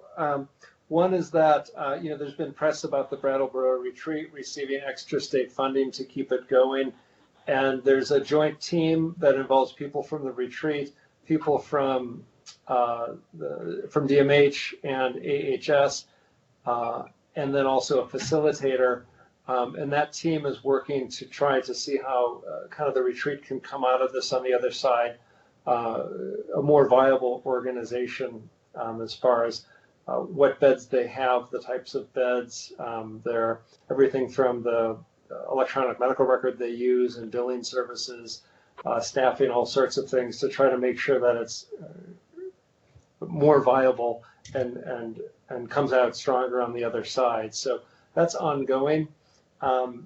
There's also some recommendations that DMH is making to have people tested for COVID before they're admitted to an inpatient unit. So that's a current recommendation, but we're looking to formalize that with kind of a memo or a Department of Health announcement. One of the issues has been around rapid testing. So, for example, somebody ends up in the Brattleboro Memorial Hospital ER and wants to send somebody nearby to the retreat. They would need a COVID test, which we've facilitated essentially expedited transport to either the state or UVM testing site, and then having that test run as a priority. There's also something in the works in the next week or two where likely the kind of smaller local hospital ERs who might not have access to testing should have better access to that. So that's something we're working on. We're also working with a design team around, or an architecture firm around a new secure residential facility that would have more beds than the current Middlesex. And so I just got off a meeting with that today before coming onto this meeting. So I don't know if we have much for updates, but people gave a lot of great feedback at that meeting. But feel free to move on to other business if there's no questions. I do want to note that was one of our recommendations, to test people as they enter facilities. So I'm glad to hear that is happening or possibly happening.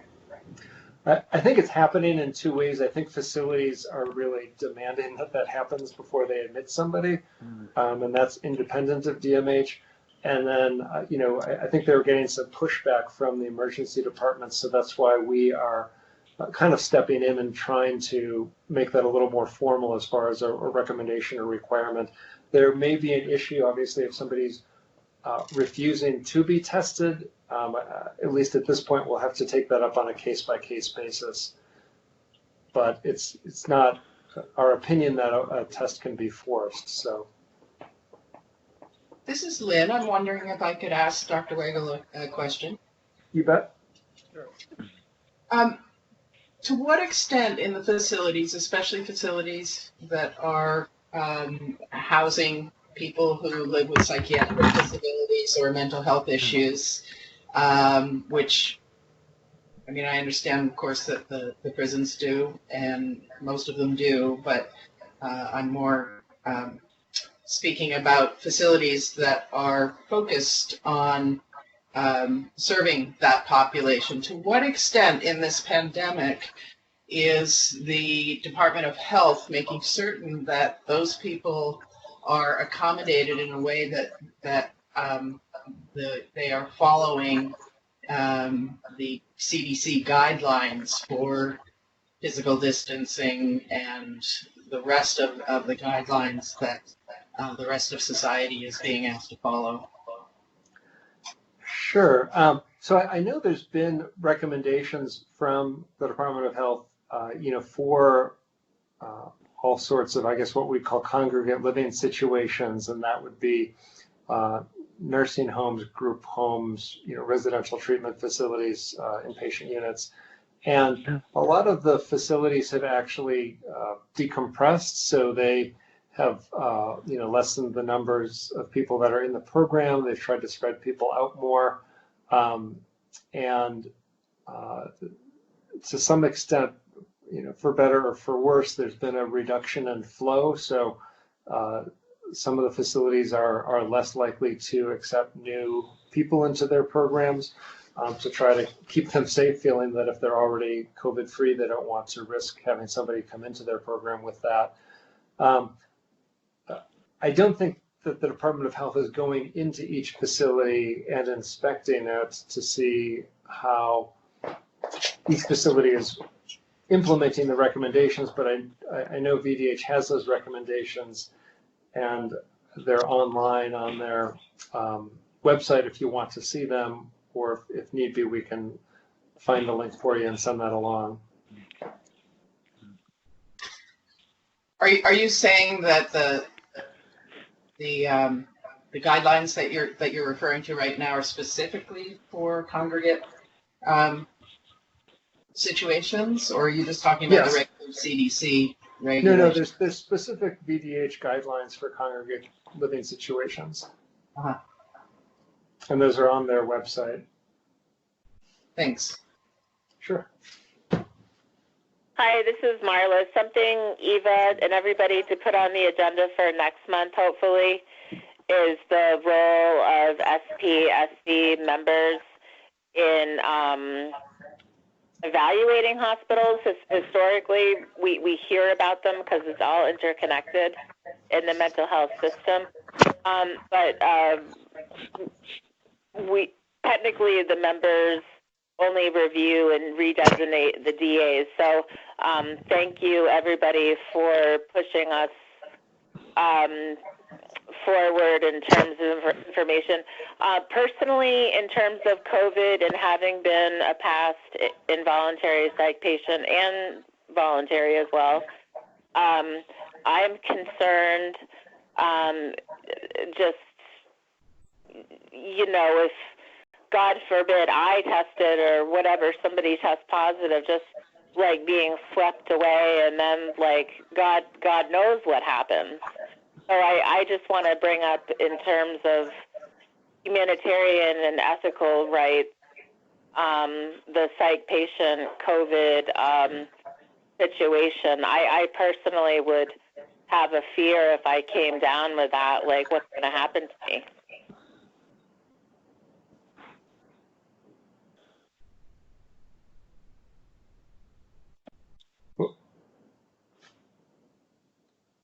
Was that a question?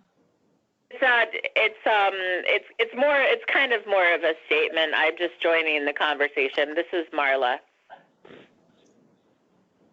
I can echo that fear a little bit, Marla, in that I can't remember who said, but I've heard from somebody that individuals on psych meds might be a little bit more vulnerable because of potential immunology issues or something like that. So, well, anyway. Even more importantly than that, I've got asthma, which COVID affects the respiratory system. So anyway, knock on wood, I just thought I would throw that out there, that just a personal point of view about being locked up or locked away. Yeah, I think, it's interesting. I did see an article that said asthma was actually not giving people a higher risk of dying from COVID, which seems counterintuitive to me, but apparently it might be the case. But I think people who have some more significant mental health issues have a higher proportion of comorbid illnesses. Some of that might be from medications. So obviously, some of the medications are more likely to have people gain weight or be overweight, and as possibly linked to that, have diabetes. There may be a higher rate of smoking, and so people who are smokers might have kind of a higher risk of death from COVID. So I think those are definitely concerns as those being risk factors. As far as having COVID and mental health issues, I don't think that the COVID would change anyone's level of care, except if it were medical and somebody needed to be admitted to a medical hospital, medical bed, or an ICU, and in which case, I don't think there would be as much concern about the psychiatric side of things, other than making sure that those issues are, addressed. That makes sense. Thank you, doctor. That does make me feel a little bit more reassured and better. Thank you for that information. You bet. Yeah, again, I echo your sentiments, Marla. Thank you, doctor.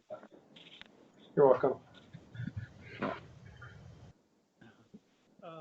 If it's okay, one of our agenda topics at the beginning, which like it suggested, we agreed to move, was the pandemic update, which we're basically doing now. I'd like, if it's okay, to ask a few questions relating to the document that was shared with us.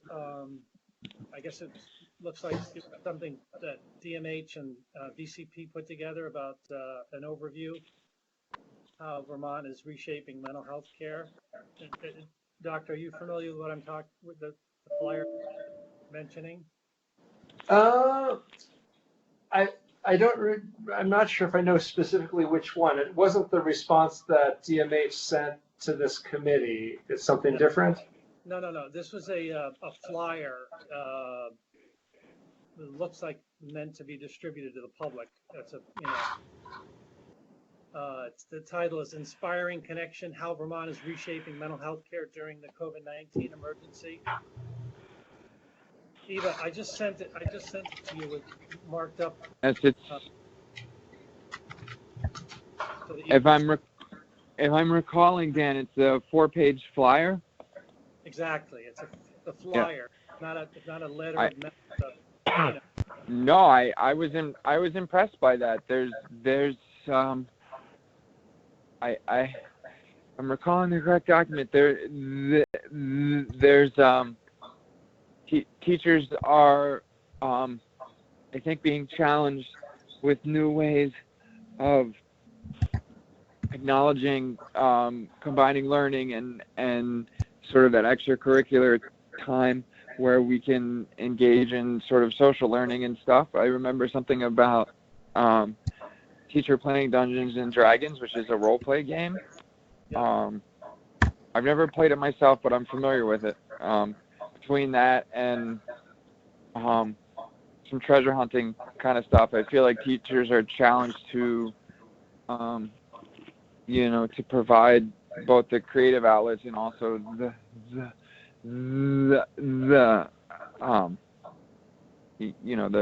coursework that they're required to teach as well.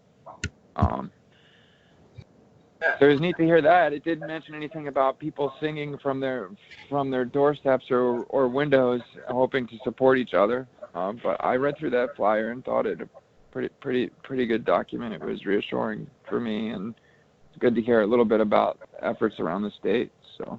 Yeah, that's exactly it. That's exactly it. Dr. Weigel, I just sent it to Eva. Eva, if you could send it to him and everyone else. But in the meantime, there's several comments in here, and I'll just quickly, briefly read. And I'm interested in your feedback about how these are working.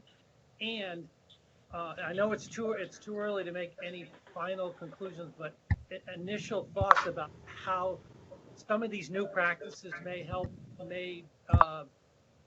become possible permanent ways to improve the system, such as majority of clinical cases are provided via phone and telehealth. Mental health screeners are now doing confidential assessments via telehealth for Vermonters in their homes or in EDs. Agencies are providing tablets to clients so they can access telehealth.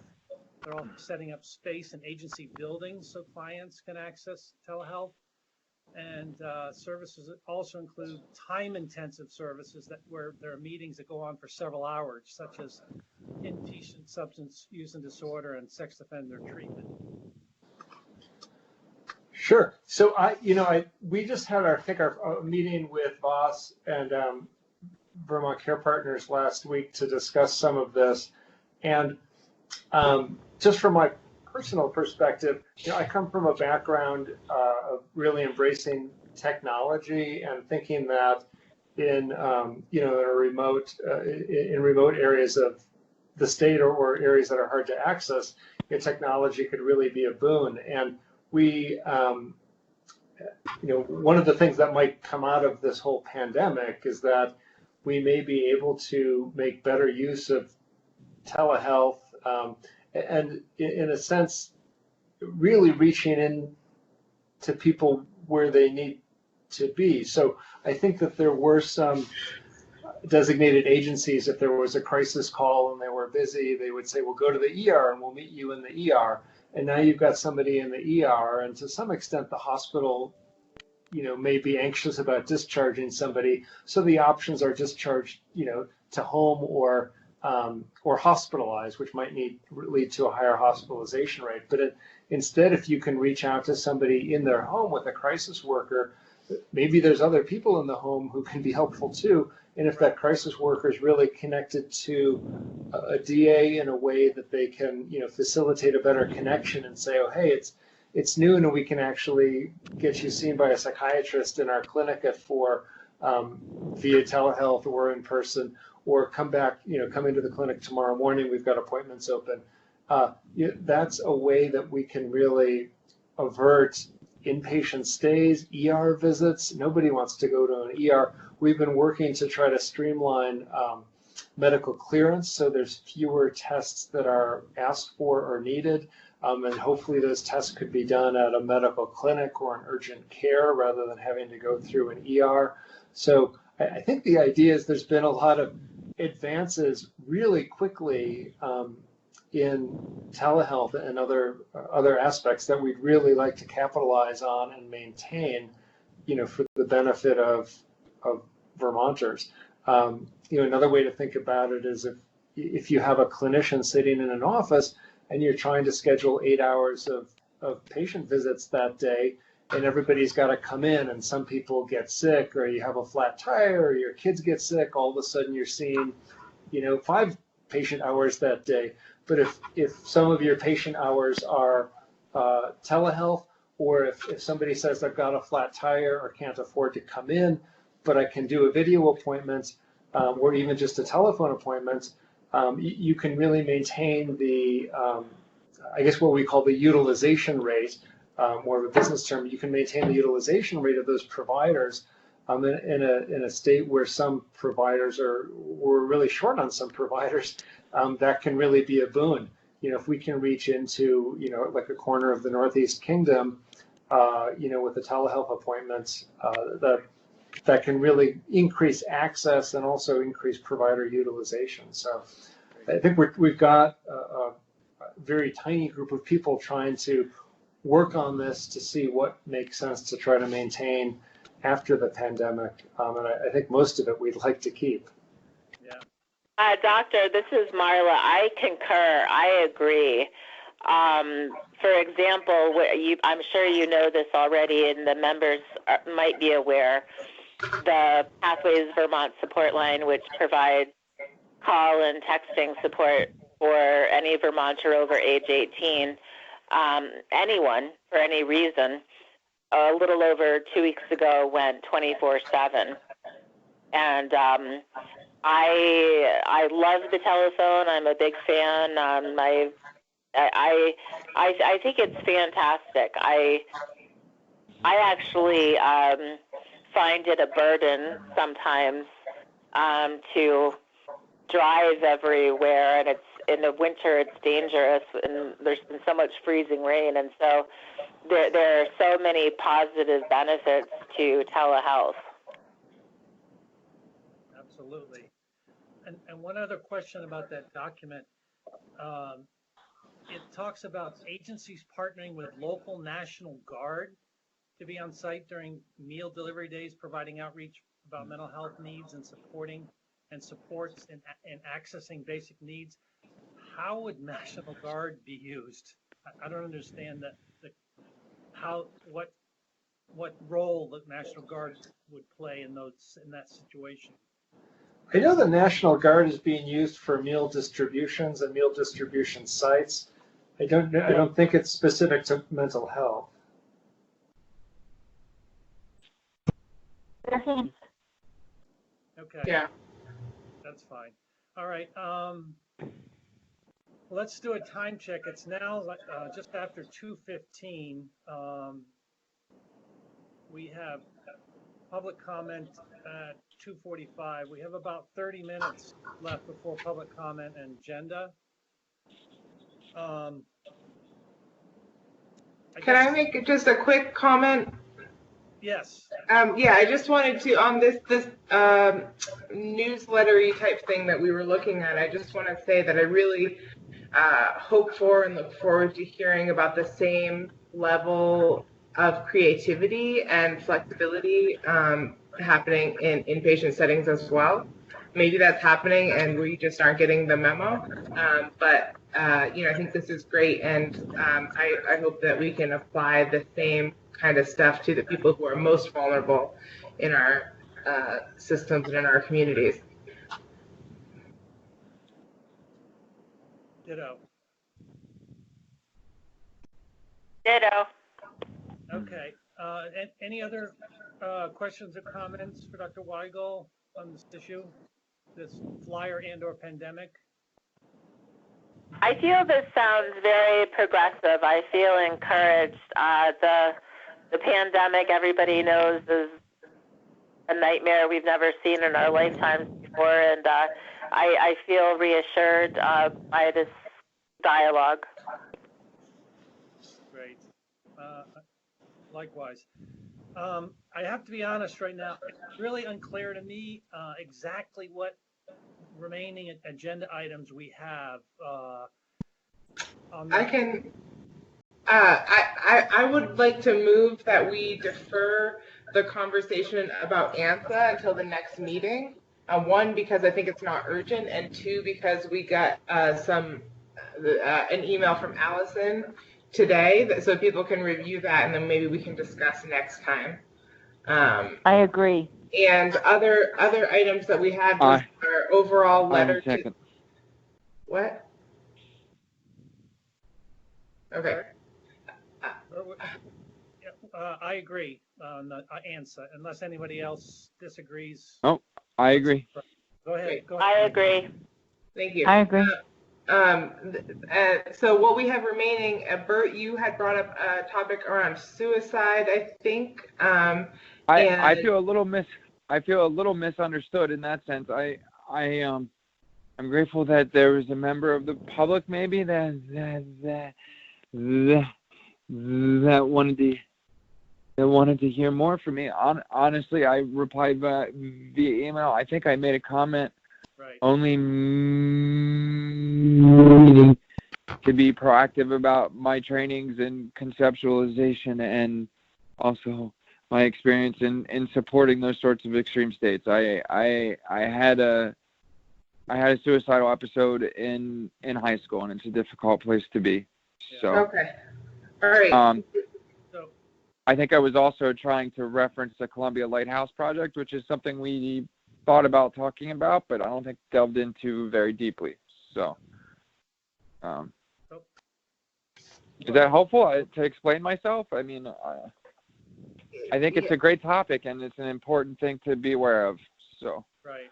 And I thought you wrote a really, really good explanation, Bert, on that. I'm sorry that came last minute on Saturday, Dan. Any extreme state is a difficult thing to support, and so I was only wanting to relay, I think, my interest in qualifications and personal experience. So, anyway. To apologize at all, Bert. No worries. Okay. Micah, did you want to continue? Okay. Thank you. Got ideas about the agenda, and I'm interested in hearing them. Yeah, thank you. So it sounds to me like we have 2 agenda items left, and that those are an idea that I have that I'd like to discuss with the committee, and also a letter that we were working on some time ago regarding our responsibilities, and that's to DMH, the one that Vicki, along with others, had drafted. So those are the 2 topics I think we have left. Okay, and so basically we're putting the suicide discussion aside, but that is a really important topic, and I think we should address that in a more holistic way in the future. I agree. Thank you, Dan. One other issue is about this Middlesex committee that Brandy was going to be on. I don't think anybody had emailed that they were willing to take on that responsibility. What is the responsibility? Eva or Jessica, could someone just very quickly say what that's about and what the time commitment is? Yep, so that was the meeting that Dr. Tom was referencing happening earlier. And basically that is a replacement for the Middlesex Therapeutic Community Residence that's in temporary building right now. And so they're looking to build a slightly bigger facility. And right now that meeting was scheduled to conflict with this meeting time. And I've written the organizers to ask if that could be moved to a different time so that it wouldn't conflict with this meeting time, but I haven't heard back yet about that. So if there's a member of the committee that wanted to be involved, that would be awesome. It may still conflict with the next meeting. All right. Could you email all the details around to us once you find out more? Absolutely. And then we can look at it. All right. So, Malika, if everyone agrees that the 2 items, which is the letter, Vicky's letter, right, Malika, is one? Yeah. Yeah, and the other is your idea. I actually do have Vicky's letter in front of me.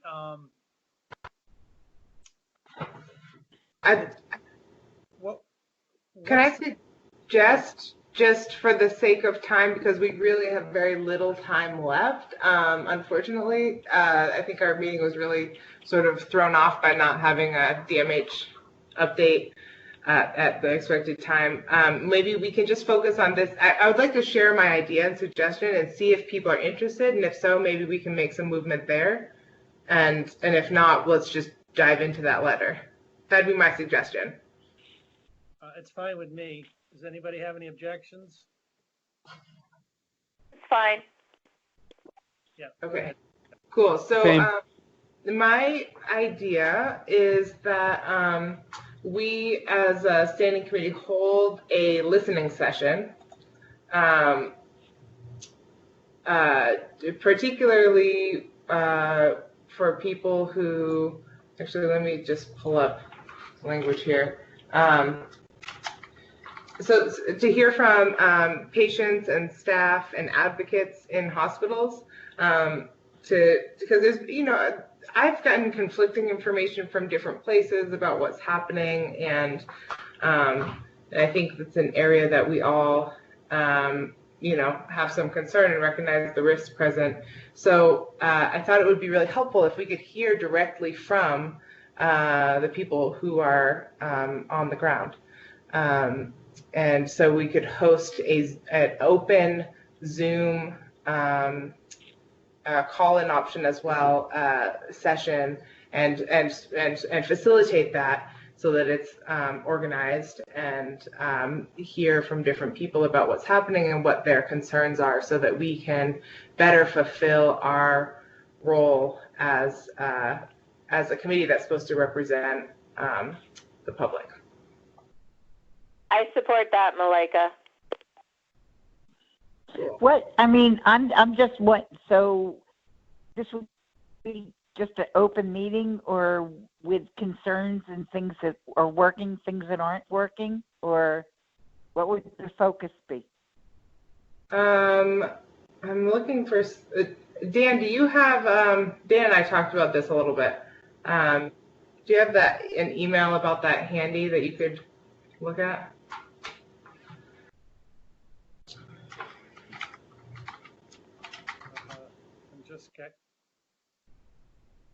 I'm not looking at the email, and I did not read it. It's sounding to me like people in the trenches on the inside of the hospitals and going straight to the source as advocates, as people in the field, as all of our hats that we wear, hearing from the source versus third or second hand. Yeah, exactly. Well, yeah, my thoughts on that I had shared back to Malika was this would provide a platform for hospital employees, patients, family members, and advocates to express concerns and suggestions relating to changes in the statutes, policies, and practices and services. This is all relating to COVID-19. Determine the Okay, so that's what I'm asking. So the focus would be on COVID-19. Right. Okay. Determine the impact of these changes on the state system of care, and then to assess feedback to determine, for us to assess this feedback and determine recommendations to the DHA commissioner and any other relevant key decision makers or policy makers. So is that, Malika, is that what you're looking for? Yeah. Yes, exactly. Okay. Committee members? I like the idea. I feel like the DMH has asked us for a little bit more transparency on the work that we're doing. I think that the listening session could be a great opportunity to, to involve firsthand stakeholders, patients in inpatient units or maybe even IOP or CRT folks who are missing out on being a part of the communities, which may have been, a positive and fairly regular social outlet. I know my life is that way. I'm just trying to figure out, so this would be focused on COVID-19 and the response in hospitals? Yes. So the policies, practices, services, statutes, any changes that have happened there, and what is working, what's not working about those, the changes in response to the pandemic. Right. Okay. And of course, I guess if people wanted to share things that were more general, like something that's always an issue, I think the more information we have, the better. But I think that's sort of the focus. And we can send out that in an email as well, so people can see that. But we'd have to, if people are all on board, I'd love to hear from each person. Then we need to think about the logistics of how to go about that. Right, and don't include Brandy, but in one of the recent emails, we still had Brandy there, and so that's just an FYI. Just another quick thought, just for a second, is I need to find Joanna's number and reach out to her. She left, I believe, at the March meeting, feeling a lot of anxiety, so that's just kind of another point. So any thoughts from committee, action committee, or the public for that matter, about this concept that Malika is proposing that I provided some additional input on? I mistook your target population, so I'm sorry. Kate, do you have any thoughts if you're still here? Yes, I'm still here. I think generally it's a good idea. Yeah, I think generally it seems positive. You know, I guess I don't know how confidentiality works, but I guess they're open meetings, so that's not an issue. Or right, yeah. I think theoretically people we wouldn't be necessarily identified by joining. They would just self-select if they wanted to say who, you know, what role they were in. Yeah. So can someone...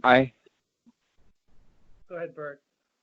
I was just saying, Kate, I think that's an important logistic to bring up. I feel the need as a committee member to honor to HIPAA. I mean, if we're having a listening session, that's maybe not a specific service that we're providing, if thinking clinically, medically, or for billing, but I think that as someone who's a mandated reporter because of the peer work that I do, that we should honor HIPAA as much as we possibly can if we're going to somehow publish a response subsequent to that listening session. So that's a good point, Bert. Yeah. Thank you. Does someone from DMH want to give some initial thoughts about implementing this idea?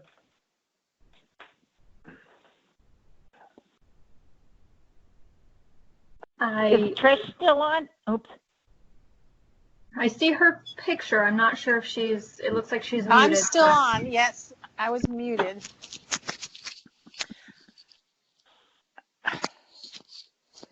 I have to admit, to ask me the question, because I've been listening in on this conversation, and I think it's useful, but I'm not sure what the question is.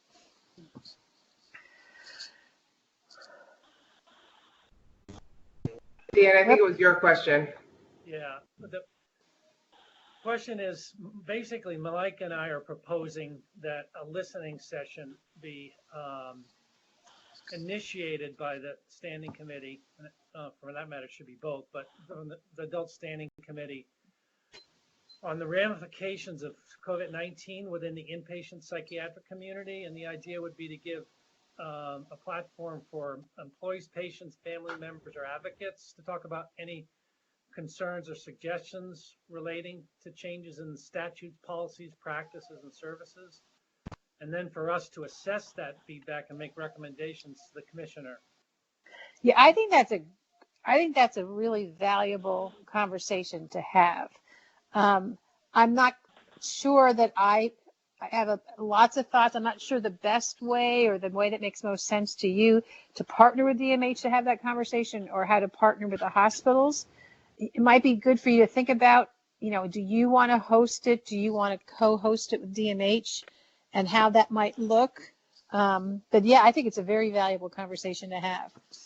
And I would offer to host it. I mean, I have a Zoom account and can set that up and, you know, create an invite and that kind of thing. And I think it probably makes more sense for us to host that, and then maybe DMH's role can, you know, just be spreading that information probably a little bit more widely than we would be able to on our own.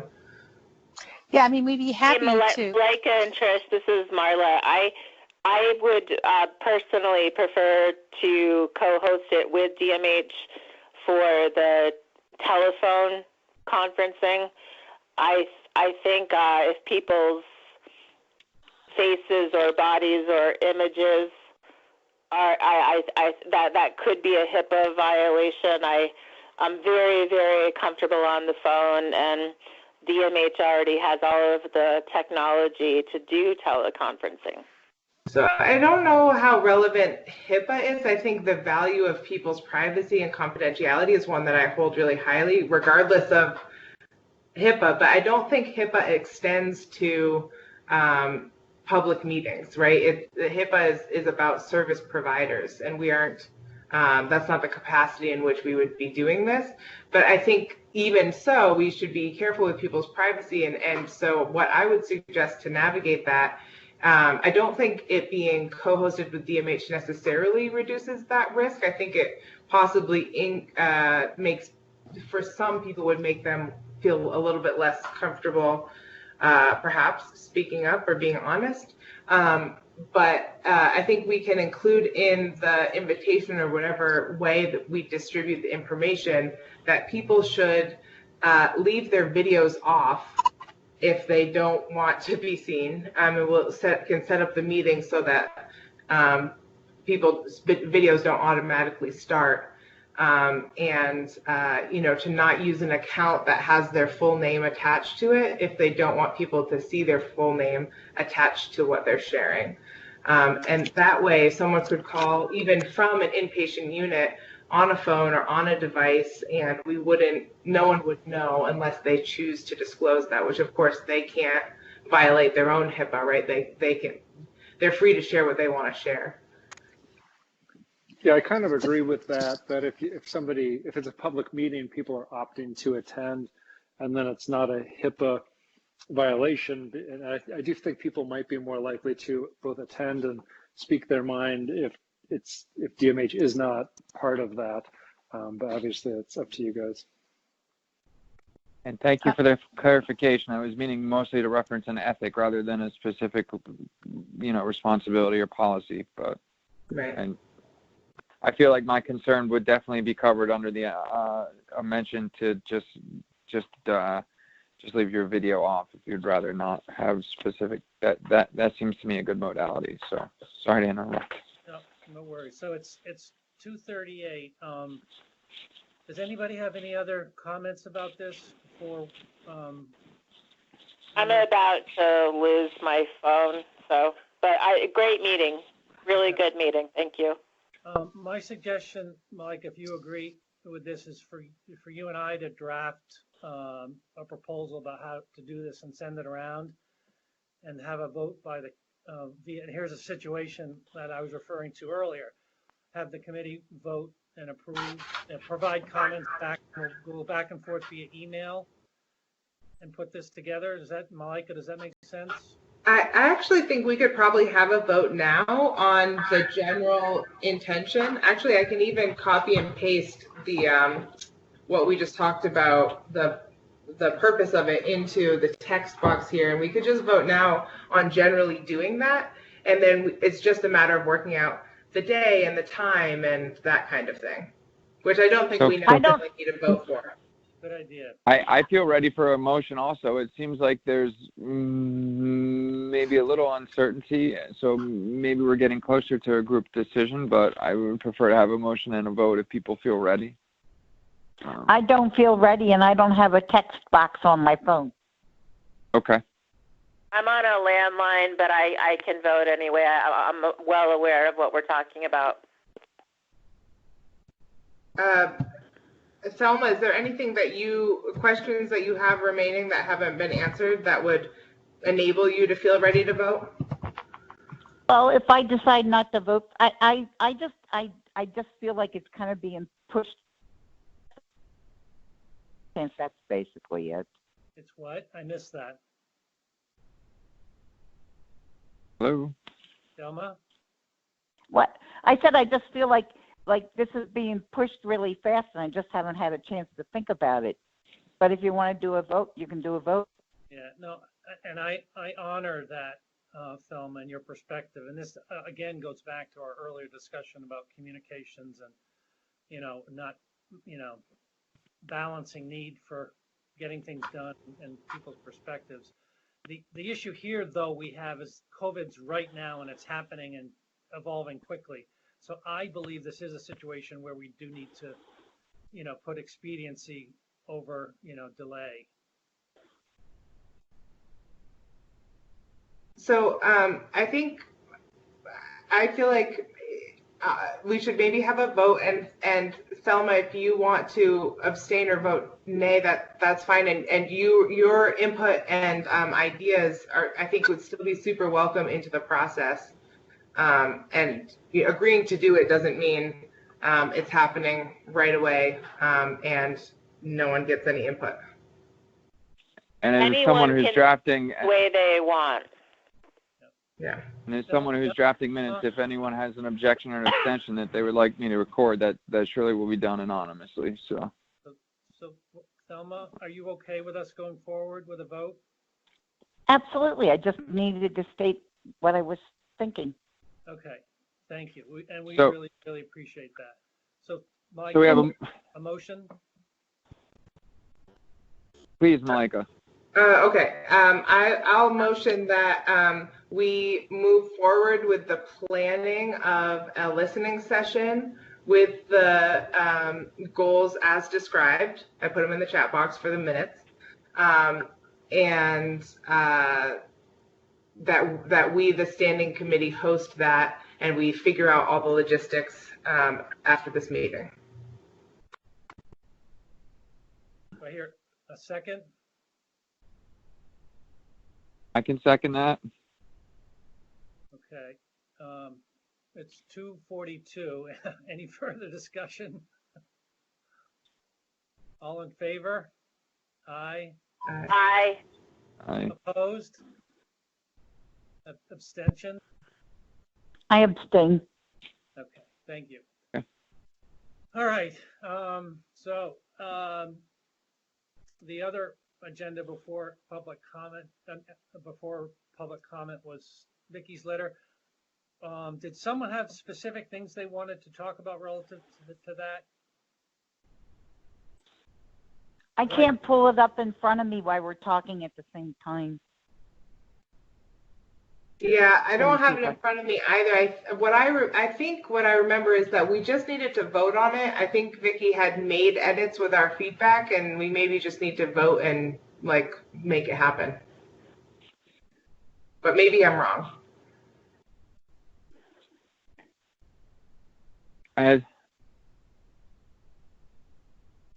Does anybody have the letter in? Oops, go ahead.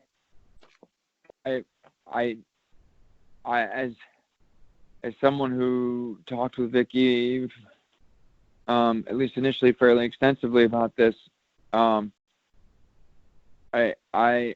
personally feel like we're now writing our own minutes, and once we reopen and start to continue with the redesignation process, we will be able to have letters drafted as well. I feel like, for the most part, I feel like we have already been given some of the autonomy that I feel like, at least me personally, and hopefully as a committee, were or are seeking. I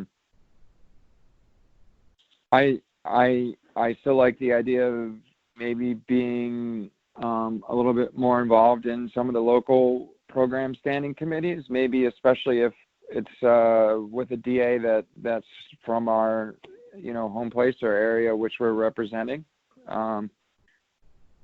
I've been doing that, Bert. Thank you. That's a good. I like it. I like it. So yeah, I'm already doing that. And I should have done that with Howard Center myself. So and would have. I just missed the timing. So Eva, I'm sorry, but I forget. Has this letter been circulated within DMH? It has not. We last left the committee wanted to vote on it and finalize it before it was shared with DMH, so it has only been seen by this committee so far. Okay, I think this to me, this is a a really good policy, policy document that's not urgent, in my opinion. And I would suggest that we defer this to the next meeting and circulate this so everyone can look at it again, and then have it in front of us next meeting when we vote on it. That would be helpful for me. I wonder if we should table it until Vicky returns, just out of respect for her attention to this matter. I don't know if that would be a good sort of way to acknowledge all the effort that she's put forth in this way, or what? I think that's a nice idea. Also, I feel like maybe Vicky would feel happier and like the work was more respected if we move forward with it, or build on it, especially because it's been since October or November. It's been many months. So yeah. Let's put it on the agenda for next month and vote and discuss it, et cetera, et cetera. I agree. Vicky put a tremendous amount of work into it, and we don't need to keep pausing on it. Yeah. So that means we should all review it between this meeting and the next one. Right. I reviewed it like 2 months ago, but I still have a copy. Sure, I did also. So. And Bert, I read your letter as well in conjunction with Vicky's. It was just basically a truncated version of what she described in level of detail, which was a little bit more in depth. So. Okay. So Eva, thank you for the compliment, for sure. I could just say let's leave plenty of space to hear from DMH as well. Okay. Are you clear on that, Eva? I'm just not sure if I have the most recent version or not. So I don't know what the best way is to share that with everyone and confirm. Is there someone that knows they have the most recent and can share it with me? I have all of the letters, and I can mail them to Eva snail mail. Are you sure, Marla, that includes the most recent one that Vicky updated after everyone gave feedback? 90% sure, yes. That's a pretty high number. Yeah, and Eva, if you want to run it by me, I actually have multiple drafts in front of me. I can try to maybe try to make sure that I think it's the latest draft too. That would be great. Okay. Great. Okay, so I'll wait to see what Marla sends, and then confirm that with Dan, and then send it to the group. Can I just jump in? I think if Dan can confirm electronically, so that we have, you all have an editable version, because if we get something through snail mail from Marla, we won't be able to edit it. Not us, DMH, but like you, the wider group. So if Dan has... It can always be scanned, but Dan, I'm sure, electronically has it, so great. That sounds good. Okay, yeah, well, I'll send it. Quick question. Are committee members wanting me to jot down these action items and then send them, or is it something that Eva can do? I think it should be in the minutes, but you'll have the recording, so. Yeah. Okay. Okay. Okay. Okay, so before public comment, there was one membership item that I forgot to bring up earlier. Is it okay if I raise that now? We should probably do public comment first, maybe, unless it's relevant. Right, yeah. Okay, that's fine. All right. All right, so Kate, Lynn, Ward, anybody else who may be, I think that's it, right, from the public? Any? Ward? Now yours, team, folks. Okay, well, this is Ward. I appreciate being able to sit in on this, and the listening tour was really what drew me to come to this meeting, so I'm really supportive of all the efforts and those thoughts. I think it's a great thing to do, and keep me in the loop on that. I'd like to, help you out, with connections and all that at the hospitals. Thank you. Yep. This is Lynn. I have a comment. Go ahead, Lynn. Okay. So this is just with regard to a very short piece of the discussion with the doctor about how this pandemic has, in many ways, made people think differently and communicate differently, and even better and more efficient for some. And my comment is just, I guess I should say in my preamble that this is coming from my place as a certified communications specialist and as the director for the Vermont Communication Support Project.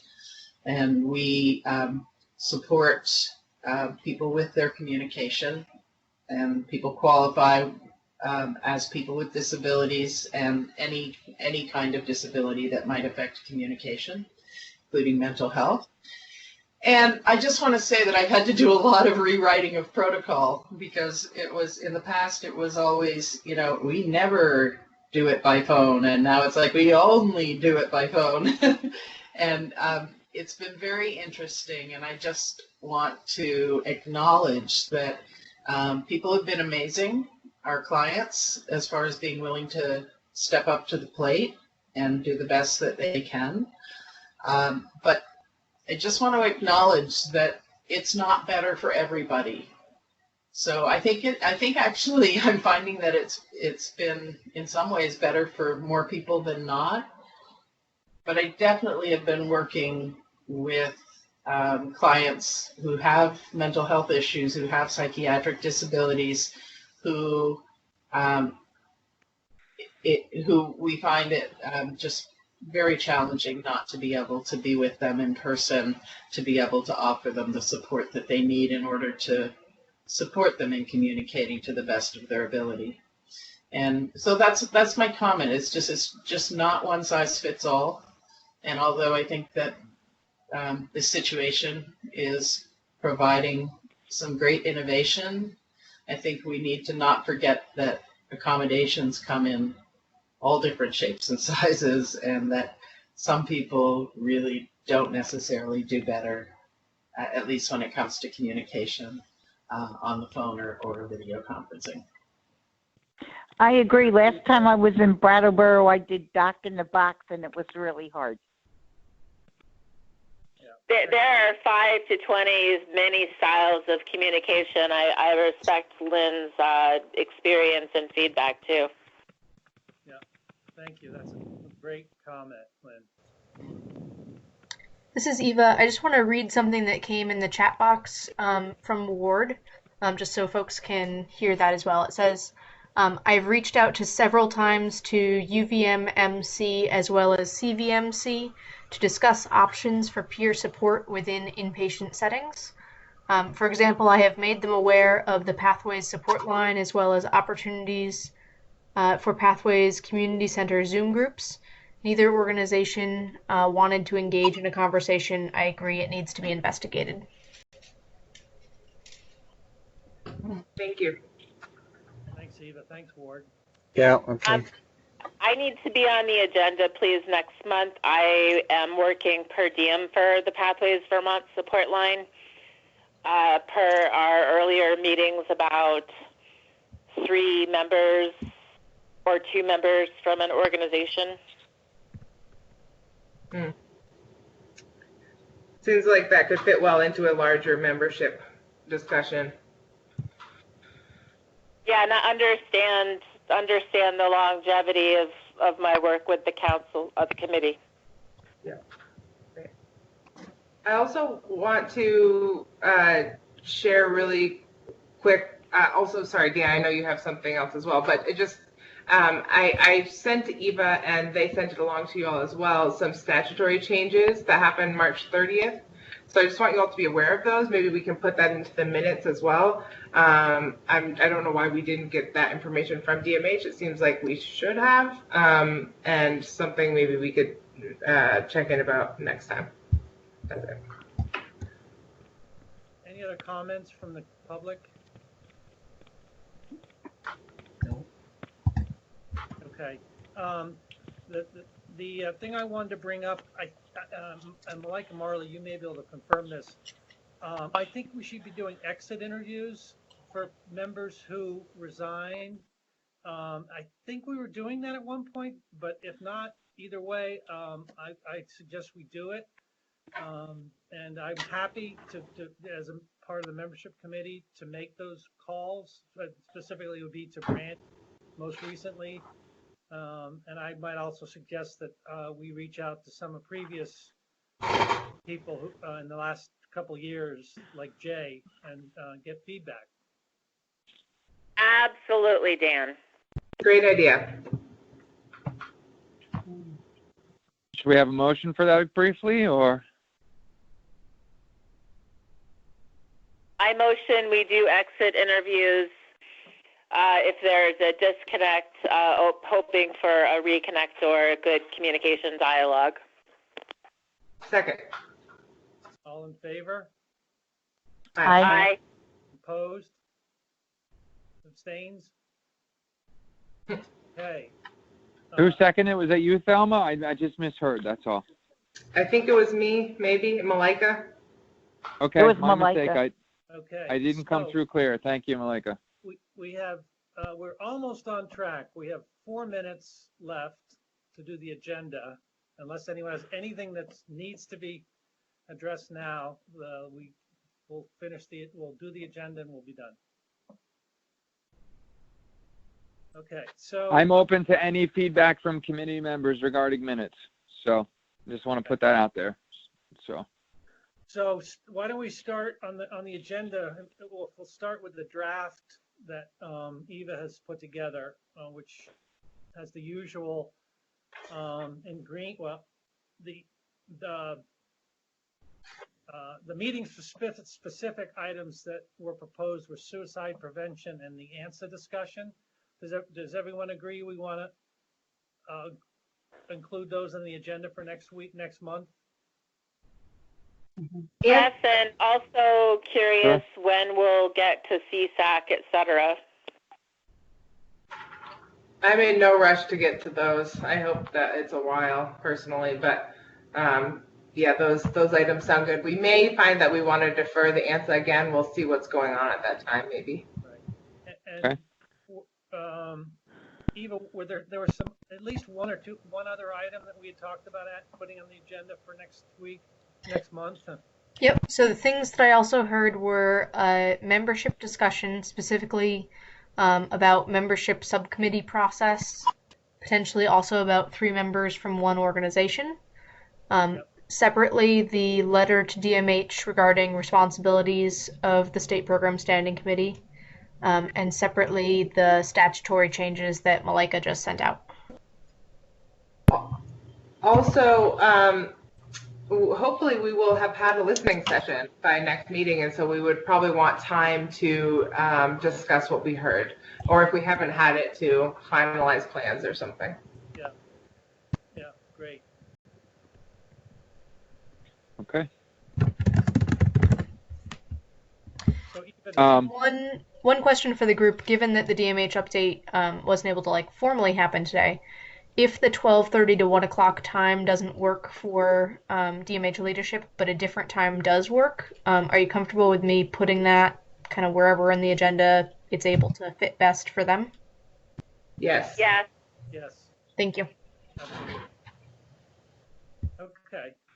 So Eva, do you want to just read the items quickly so we all hear what the agenda is for next month? Yep. I have opening business, DMH update time, break, and list of things that are State Program Standing Committee business continued. So suicide prevention, ANSA discussion, membership discussion with membership subcommittee process and 3 members from one organization, and then a letter to DMH regarding responsibilities of the committee, statutory changes that were sent from Malika, and listening session next steps. And you could do those in whatever order makes sense to you. It doesn't have to be in that order during business time. And then public comment and June agenda, or July agenda at that point. Are we striking CSAC then? I had written that down as an agenda item also. CSAC currently is on hold because all quality processes are on hold. Right. And so we haven't finalized their designation report. And Okay. so I would suggest that you hold off with CSAC as an agenda item until quality processes restart, and I'll let you know when that happens. Eva, Thank you. Is there somebody that could be present to talk about the suicide issue from DMH? I'm going to ask Allison Crumpf if she's available for both the suicide prevention discussion and the ANSA discussion. Oh, great. That was my second question. You're one step ahead of me, Eva. Gotcha. She sent that email today as well, so. Does anybody have any questions, comments about the agenda? So this is Lynn. I don't know if it's my place to make a comment or not. Oh, go ahead. Nope. Just to throw this out there for the committee to consider. You heard my question to the doctor about whether or not people who are in facilities, as related to psychiatric facilities or people who are in residences who have mental health issues are being accommodated so that they are able to follow the CDC regulations with regard to, or guidelines with regard to COVID safety. He steered me towards the website, which I had seen, but I just refreshed myself. And it's something to think about. You know, are people being accommodated in a way that affords them an equal opportunity at safety? Yeah, thank you, Lynn. That's very much on my mind, and I think it's been a little hard to figure out, and so I think that's why the listening session I'm hoping will be helpful to answer that question more completely, because it's a good one. Okay, so I think we're all set for the agenda unless anybody has any objections. All set. This is Marla. I'd like to motion to adjourn for today. Well, before we do that, I want to apologize to Kate. When I listed the names of the members of public, I said I mentioned her, but not a member of the public. She's a member of the Yay! There you go. Congratulations and welcome. Anyway, so the motion to adjourn has been put forth. All in favor? We need a second. Sure. Oh, I can second. Or All right. Dan, whatever, it doesn't matter to me. Okay, so Okay. all in favor? Aye. Aye. Opposed? Aye. Aye. Opposed? Abstained? Meeting is adjourned. Thank you, everybody, for all your time. Thank you. Wonderful. Bye. Eva, Bye. if Thank I you. may, I need to get a copy of the